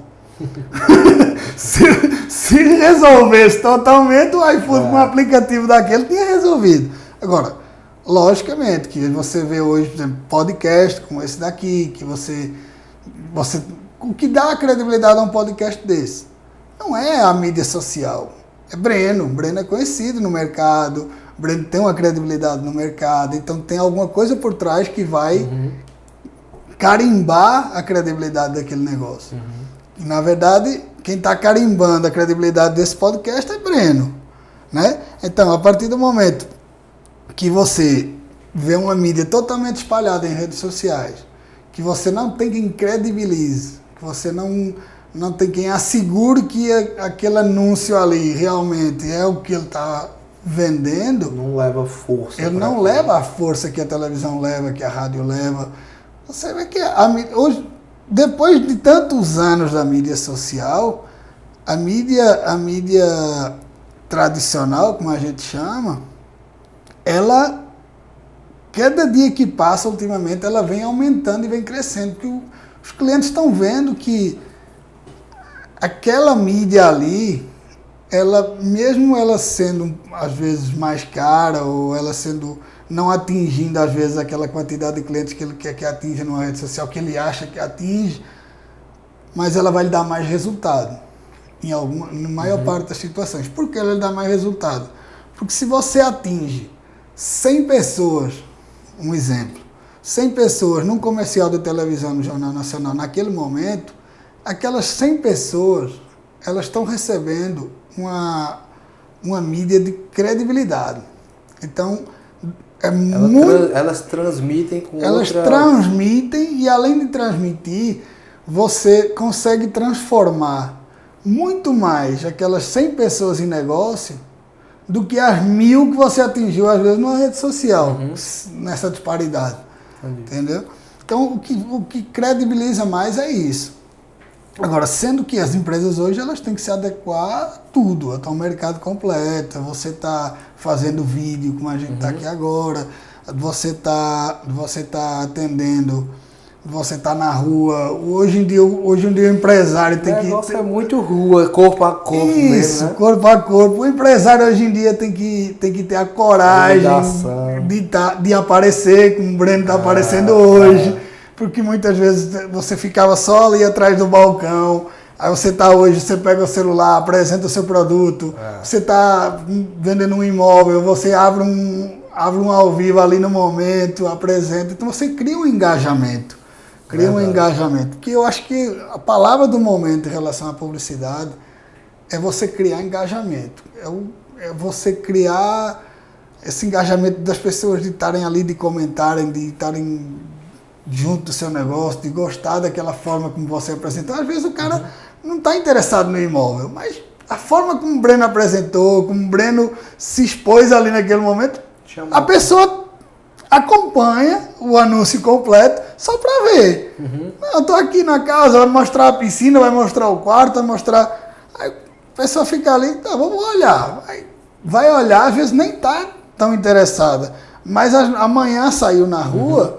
Quando ela sai na rua, fulano vai comprar uma casa. Rapaz, eu vi ontem. Eu vi um menino com uma casa. Se tu vê a casa, eu vou te mostrar. Aí apresenta Breno, apresenta fulano. Então isso aí é uma forma fantástica de que nem todo mundo tem essa veia para poder estar aparecendo na frente de uma câmera. Que às vezes acaba perdendo por isso. Aí o que acontece? Nesse processo de mídia, a gente teve muita dificuldade. Foi se adequando, foi colocando uma equipe realmente profissional para poder se especializar. Muitos dos profissionais a gente pagou cursos fora, para poder realmente a gente entender, até para a gente mesmo era novidade. Então, Edjane fez inúmeros cursos fora para poder dizer, agora eu estou começando a entender para onde é que vai esse negócio aqui, né? Agora eu estou pronto. Aí o que é que eu digo? Você vem nesse processo de uma mídia tradicional que você já está acostumado, de repente você muda praticamente tudo para o digital, o pessoal não queria nem saber do outro, do offline. Depois você entra numa pandemia. Aí quando você entra numa pandemia, você tem aquela equipe ali toda ali pronta para atender o mercado. A equipe não vai mais para dentro da empresa, cada um em sua casa. Aí você olha e diz, eita, e agora? Como é que eu vou administrar isso? Aí você começa a criar um modelo de negócio que vai funcionar daquele jeito. Os clientes, foi quando a mídia social cresceu mais, porque o cliente, a mídia dele era aquela, o foco dele era atingir o cliente através da rede social, porque ele estava vendendo através da rede social, deixou de se tornar um anúncio, começou a se tornar uma venda. Você vê que até hoje, se você for no mercado, você vê que várias lojas, por exemplo, lojas de roupa, ainda hoje estão fazendo as vendas que eles estavam fazendo na pandemia, vendendo com a live aberta e apresentando o produto nas redes sociais. Então, você começou a ver, não podia parar, que a gente sabe que foi um baque muito grande, principalmente para o comércio. Outra coisa que eu acho fantástica, assim, os comerciantes de Campina, eles são uns guerreiros de verdade. É um pessoal que realmente não se abala, vai para cima, vai criando modelos de atender. Eu vi modelos do cara atender em drive-thru, o cara chegar, tava lá o produto, ele apresentando. Sapato, drive-thru, Eu vi um exemplo que eu me lembro de a loja de Tito Mota, da Arezzo. Acho que foi no Dia das Mães, ou era no Dia dos Namorados. Pô, foi marcante isso aí mesmo. Você ia no shopping Partage, ele tava lá com um monte de no estacionamento. Aí você olha assim e diz, pô, bacana, né? Você vê o movimento, o interesse, você chega ali. Você, nesse meio de processo, você vê que realmente as pessoas... A gente sabe que tem comerciantes de Campina que muitos deles perderam patrimônio para poder sustentar o seu negócio e está hoje ainda aí. A gente sabe que muitos deles venderam apartamentos ou bens que eles conquistaram ao longo da vida só para não fechar o negócio. Só para não fechar o negócio, que isso aí, assim, é coragem, é você realmente acreditar no seu negócio, acreditar na cidade que você está, porque não é fácil você chegar aqui e se desfazer de um bem que você passou uma vida para criar, para poder sustentar e estar ali dizendo, não, vou pagar tudo aqui, pagar meu fornecedor, pagar meu funcionário, porque isso aqui vai melhorar, e lá na frente vai dar certo.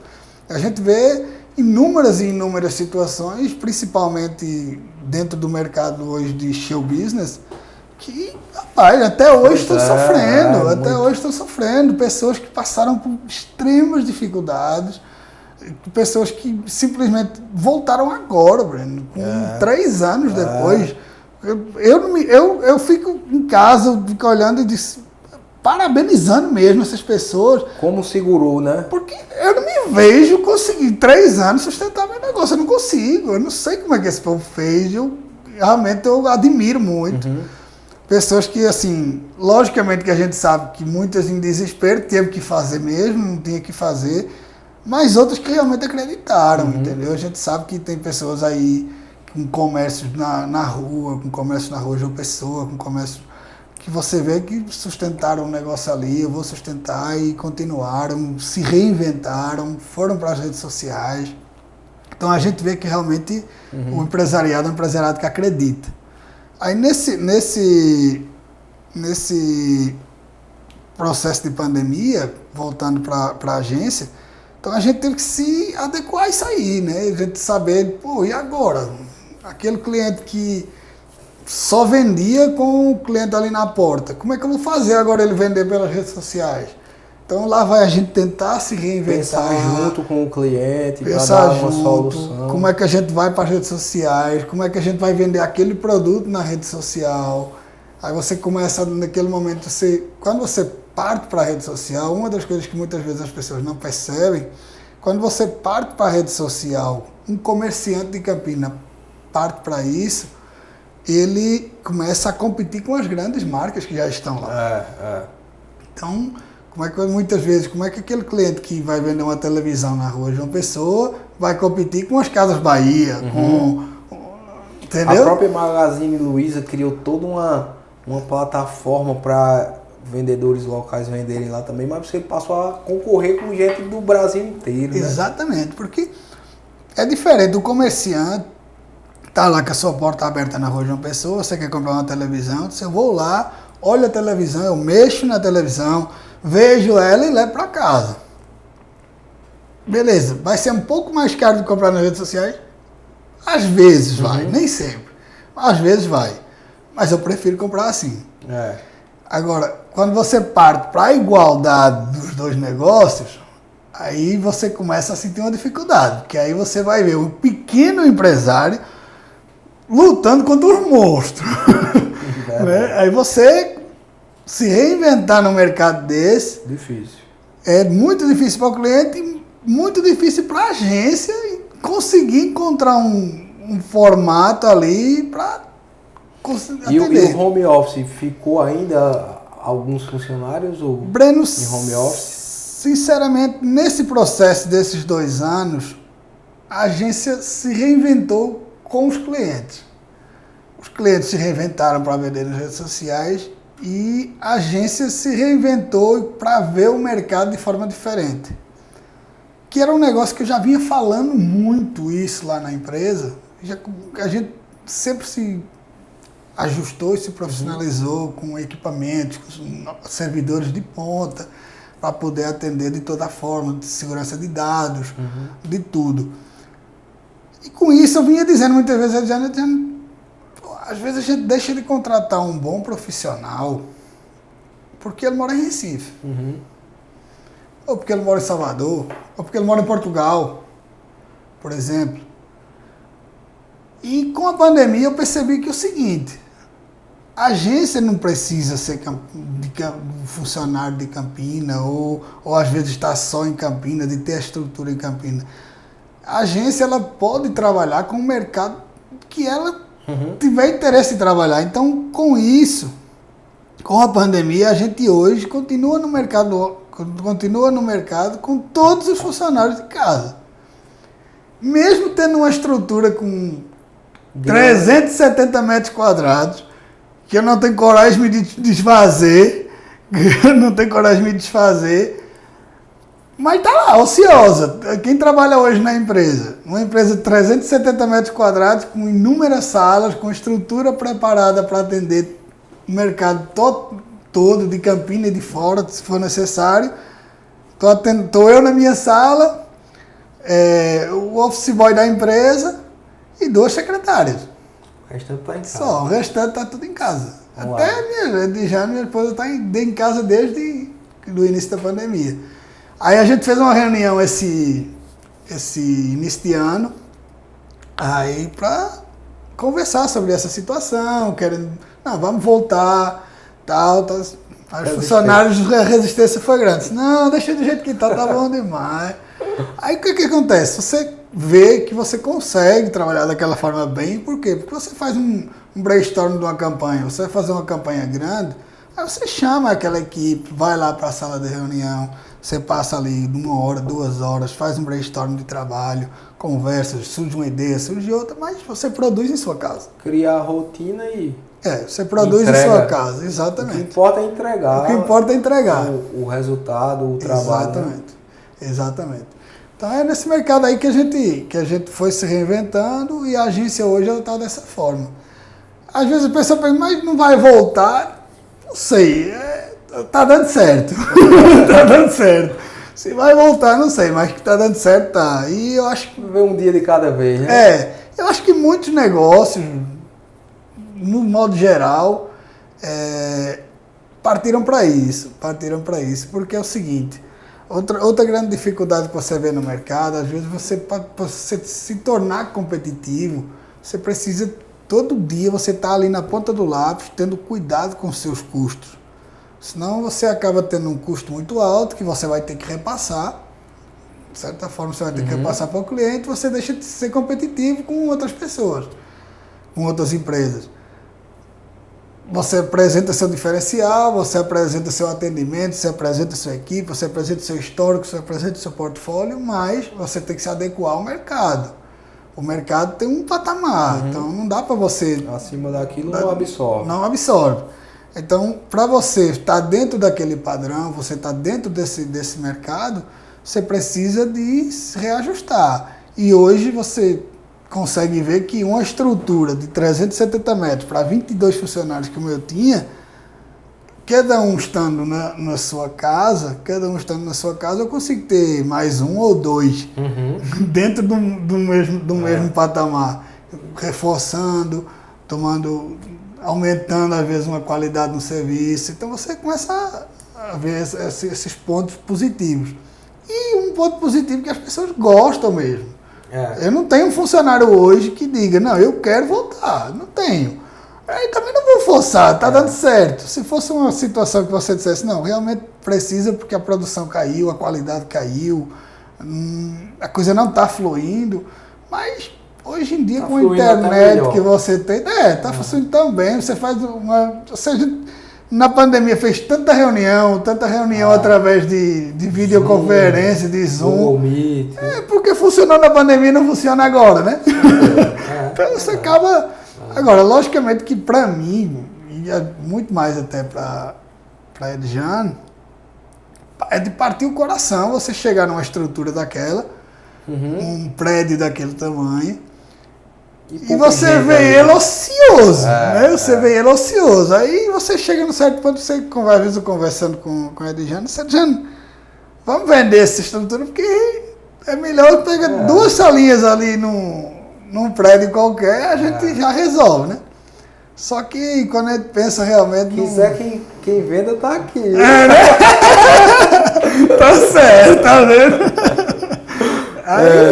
Aí o problema é esse, você conseguir se desapegar realmente, porque ali realmente foi uma estrutura que a gente, naquela batalha da Miguel Couto, a gente comprou aquele terreno na batalha, na luta, praticamente sem dinheiro, numa loucura, aí vamos fazer essa estrutura, faz o projeto, cadê o dinheiro? E vai para banco, e vai atrás de banco para conseguir, porque você não tem, aí você vai e monta projeto, com quem é que eu vou construir, que eu não sabia nem para onde ia.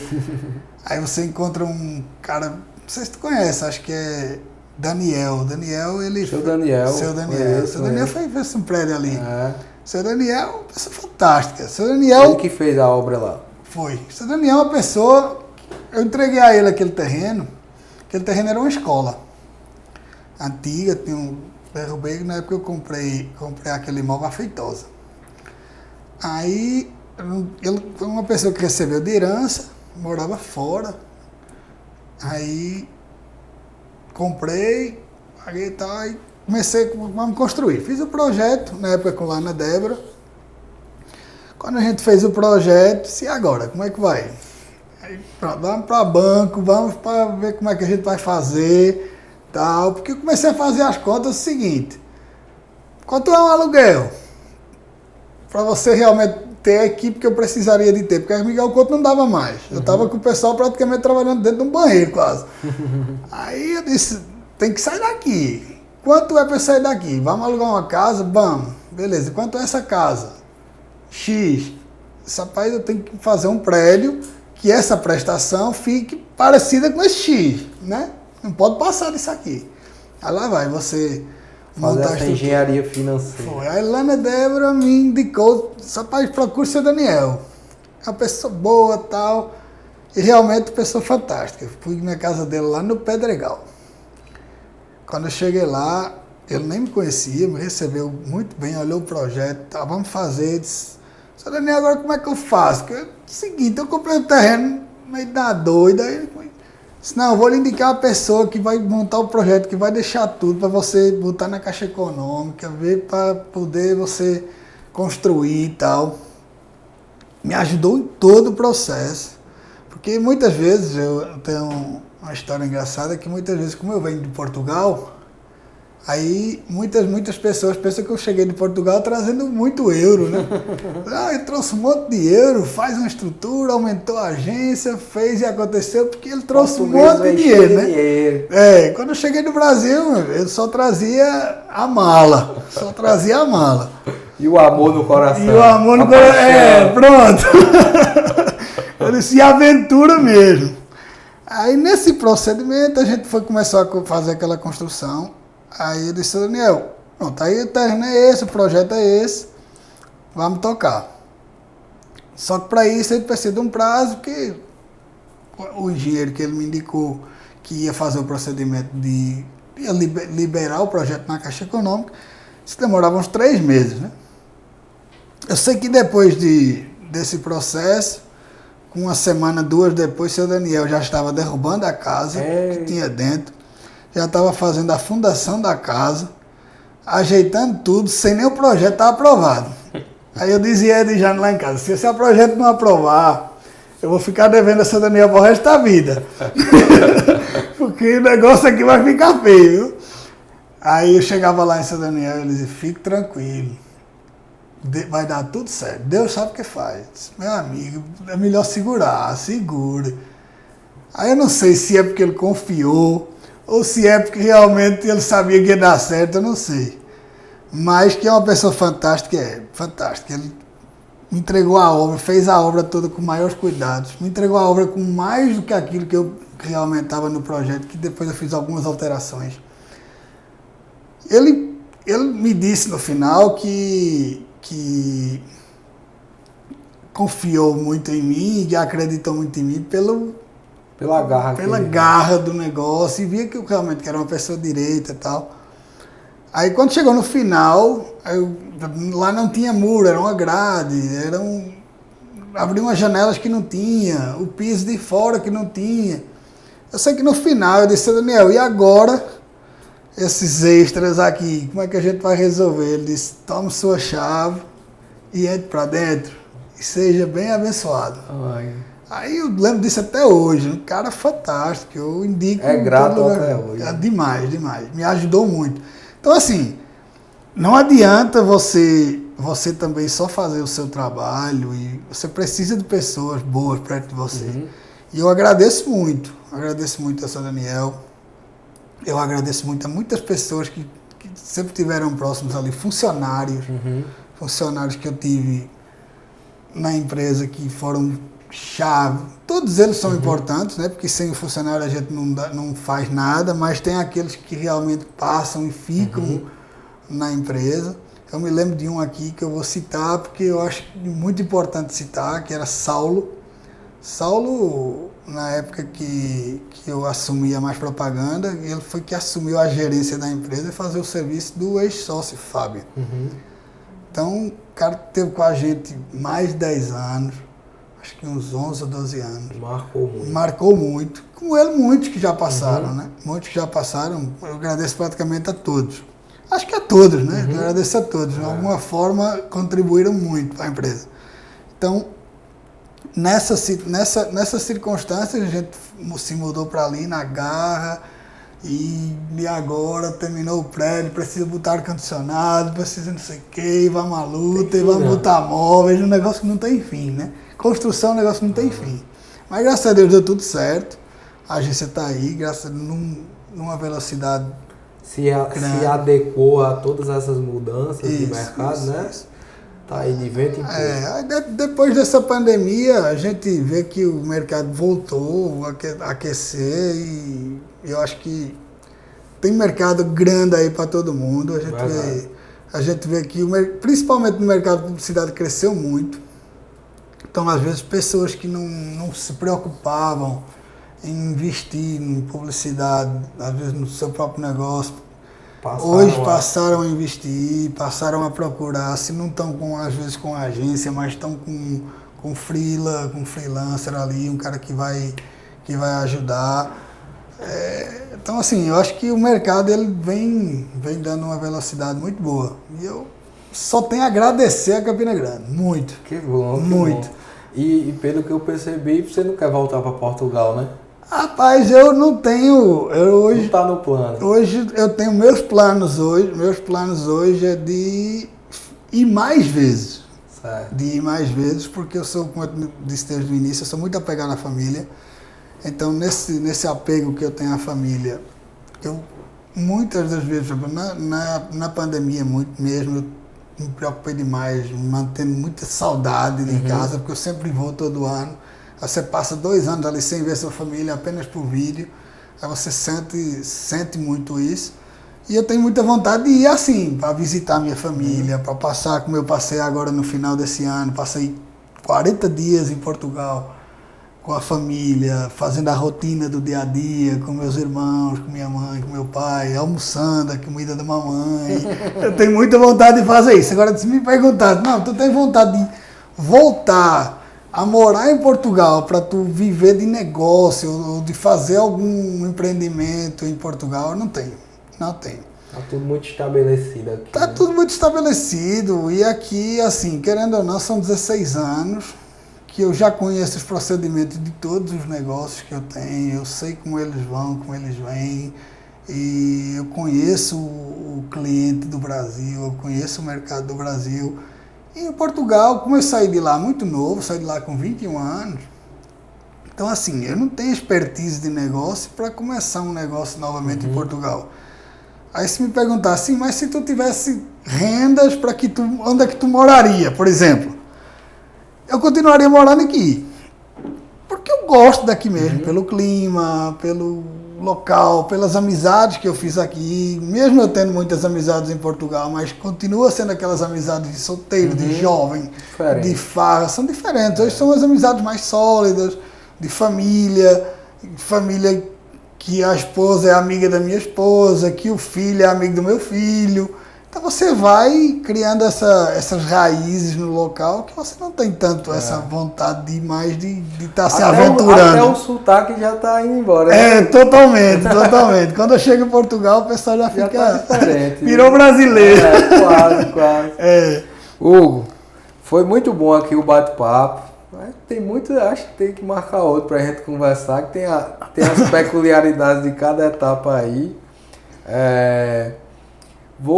Só para encerrar, eu queria só que tu deixasse assim, o que é que te motiva ainda hoje, porque todo esse processo já lhe deu já hoje você tem uma qualidade de vida muito boa, acho que não é mais só por dinheiro, é por algumas coisas a mais, né? E o que é que te motiva, assim, um recado final que ainda tá essa chama e o que é que tu quer deixar Eu vou dizer uma frase que eu uso muito, que é o seguinte: nunca faça nada por dinheiro. Porque tudo que você faz apenas pelo dinheiro, a tendência de dar errado é muito grande. Você tem que ter o prazer de fazer aquilo que você está fazendo. Eu sempre tive prazer de administrar e de empreender. Aí o cara diz, beleza, mas o empreendedor ele não é para ganhar dinheiro? Mas me dá muito mais prazer de ver o empreendimento dar certo do que o resultado financeiro que ele está dando. Então eu acho que isso é muito importante. Aí o que que me motiva? O que me motiva é porque é o seguinte, eu passei minha vida toda nesse rolo de trabalho, de você chegar e fazer um negócio, de fazer outro negócio, de você... E eu me motivo muito, muitas vezes, até minha esposa me diz isso muitas vezes, rapaz, tu entra de cabeça em qualquer negócio que tu faz. Eu me motiva muito mais começar um negócio e fazer com que ele dê certo do que eu manter ele dando certo. Porque aquele desafio de fazer dar certo é o que mais me motiva. Então eu gosto de desafio, eu gosto de sair de casa e todo dia ser desafiado, todo dia fazer coisa diferente, todo dia fazer coisa nova. E eu não me vejo, assim, parando de fazer isso, porque eu detesto rotina. Então aquela rotina, você hoje vai fazer isso, amanhã vai fazer isso, todo dia a mesma coisa, eu detesto isso. Então vem novos negócios por aí. Quem sabe, né? Essa história Quem sabe? A história continua. Logicamente que o ritmo hoje não é mais o que era. Não é porque, assim, você vai mudando seu perfil, assim, você vai... Suas prioridades. E uma coisa muito importante, Breno, que eu acho, assim, quando você está naquela fase inicial de negócio, você se autodesafia diariamente para que aquela situação ali você mostrar que está dando certo, para você fazer com que dê certo. Como se fosse para você entender seus limites, né? Isso. E para você não tem muito limite, aí você vai se embora. Você vai se embora. Você vai se autodesafiando daquela situação de querer mais e mais e mais e mais. E você começa a jogar todas as suas energias para aquilo. Então, a partir do momento que você chega numa fase, não é financeira, porque eu preciso trabalhar muito ainda para eu me manter, mas quando você começa a ver que aquilo ali não é apenas a única coisa que você tem que ter na sua vida, você tem que ter o seu tempo para a sua família, você tem que ter seu tempo para Deus, você tem que estar ali, você tem seu tempo para seus amigos, para viver sua vida, no paralelo ao trabalho. Quando você fica, como a gente fica, eu e a Dijane, nos primeiros 5, 6 anos da Mais Propaganda, quando eu cheguei no Brasil, em que o principal foco seu é só o trabalho, você atinge um resultado financeiro porque você tem um foco. Então eu acho que é o seguinte, em tudo que você fizer, se você criar um foco naquilo ali e você depositar todas as suas energias, vai dar certo. Independente de qualquer coisa. Às vezes as pessoas dizem, não, aquele negócio dá certo, todo negócio dá certo para todo mundo, só para mim que dá errado. Pessoas que às vezes, eu via muitas vezes meu irmão, muitas vezes me falam isso. Meu irmão trabalhou um tempo comigo aqui, ele colocou um primeiro negócio que não deu muito certo, lá em Portugal, deu errado, veio trabalhar comigo aqui e tal. E ele dizia várias vezes essa frase que eu ficava com ela para mim aqui, que o negócio as coisas dão certo para todo mundo, menos para mim. Não é. Tem duas coisas principais que você deve fazer para o seu negócio dar certo. Primeiro, você ir bem a fundo mesmo, para você entender o negócio que você está colocando. Isso é muito importante. Você vê onde você pode tropeçar, você vê como fazer ele dar certo. E o segundo é você se focar e depositar suas energias naquilo. Quando você deposita suas energias naquilo ali, você deixa de fazer muita coisa. É a mesma coisa que às vezes o pessoal diz, é ótimo ser médico. Talvez seja. Mas você depositou ali 5 anos da sua vida a você estudar todos os dias. Então você teve um foco. Do mesmo jeito é no empresariado. Você tem que ter um foco naquilo que você está fazendo. No negócio que eu diria para todo mundo hoje, é o seguinte, acredite nos seus sonhos. E foque que dá certo. Não tem como dar errado, não. Vai dar certo. Uma aula de negócio, viu? Ele respira o negócio, né? Eu gosto. Muito bom. Hugo, aqui é só uma lembrancinha. A gente tem uma empresa que presenteia a gente com umas canequinhas. A Joy Mugs. A gente vai marcar ela aí no podcast também. Agradecer demais a tua participação. A gente vai ter que marcar outra, que é muito assunto. Muito bom, assim, muito inspirador, muitos desafios que tu supera até hoje, né? Até hoje. Mas muito feliz em ter você aqui na cidade empreendendo. Seu carisma é muito grande. Obrigado. Seu esforço. Então, assim, quem tá perto de você se sente muito bem. Sempre eu me senti muito bem quando estava perto de tu. Obrigado. E acho que todos os clientes também. E que perdure por muitos anos aí esses teus negócios aqui. Que eu acho que vão vir muitos, viu?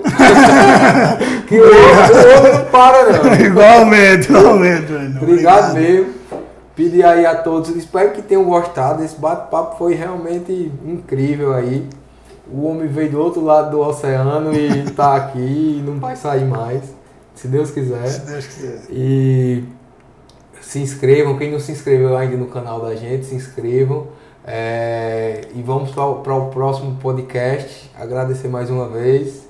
Fica com Deus, muita saúde. Obrigado. Um abração também, viu? Obrigado. Por fim, a todos. Um abraço. Valeu, gente.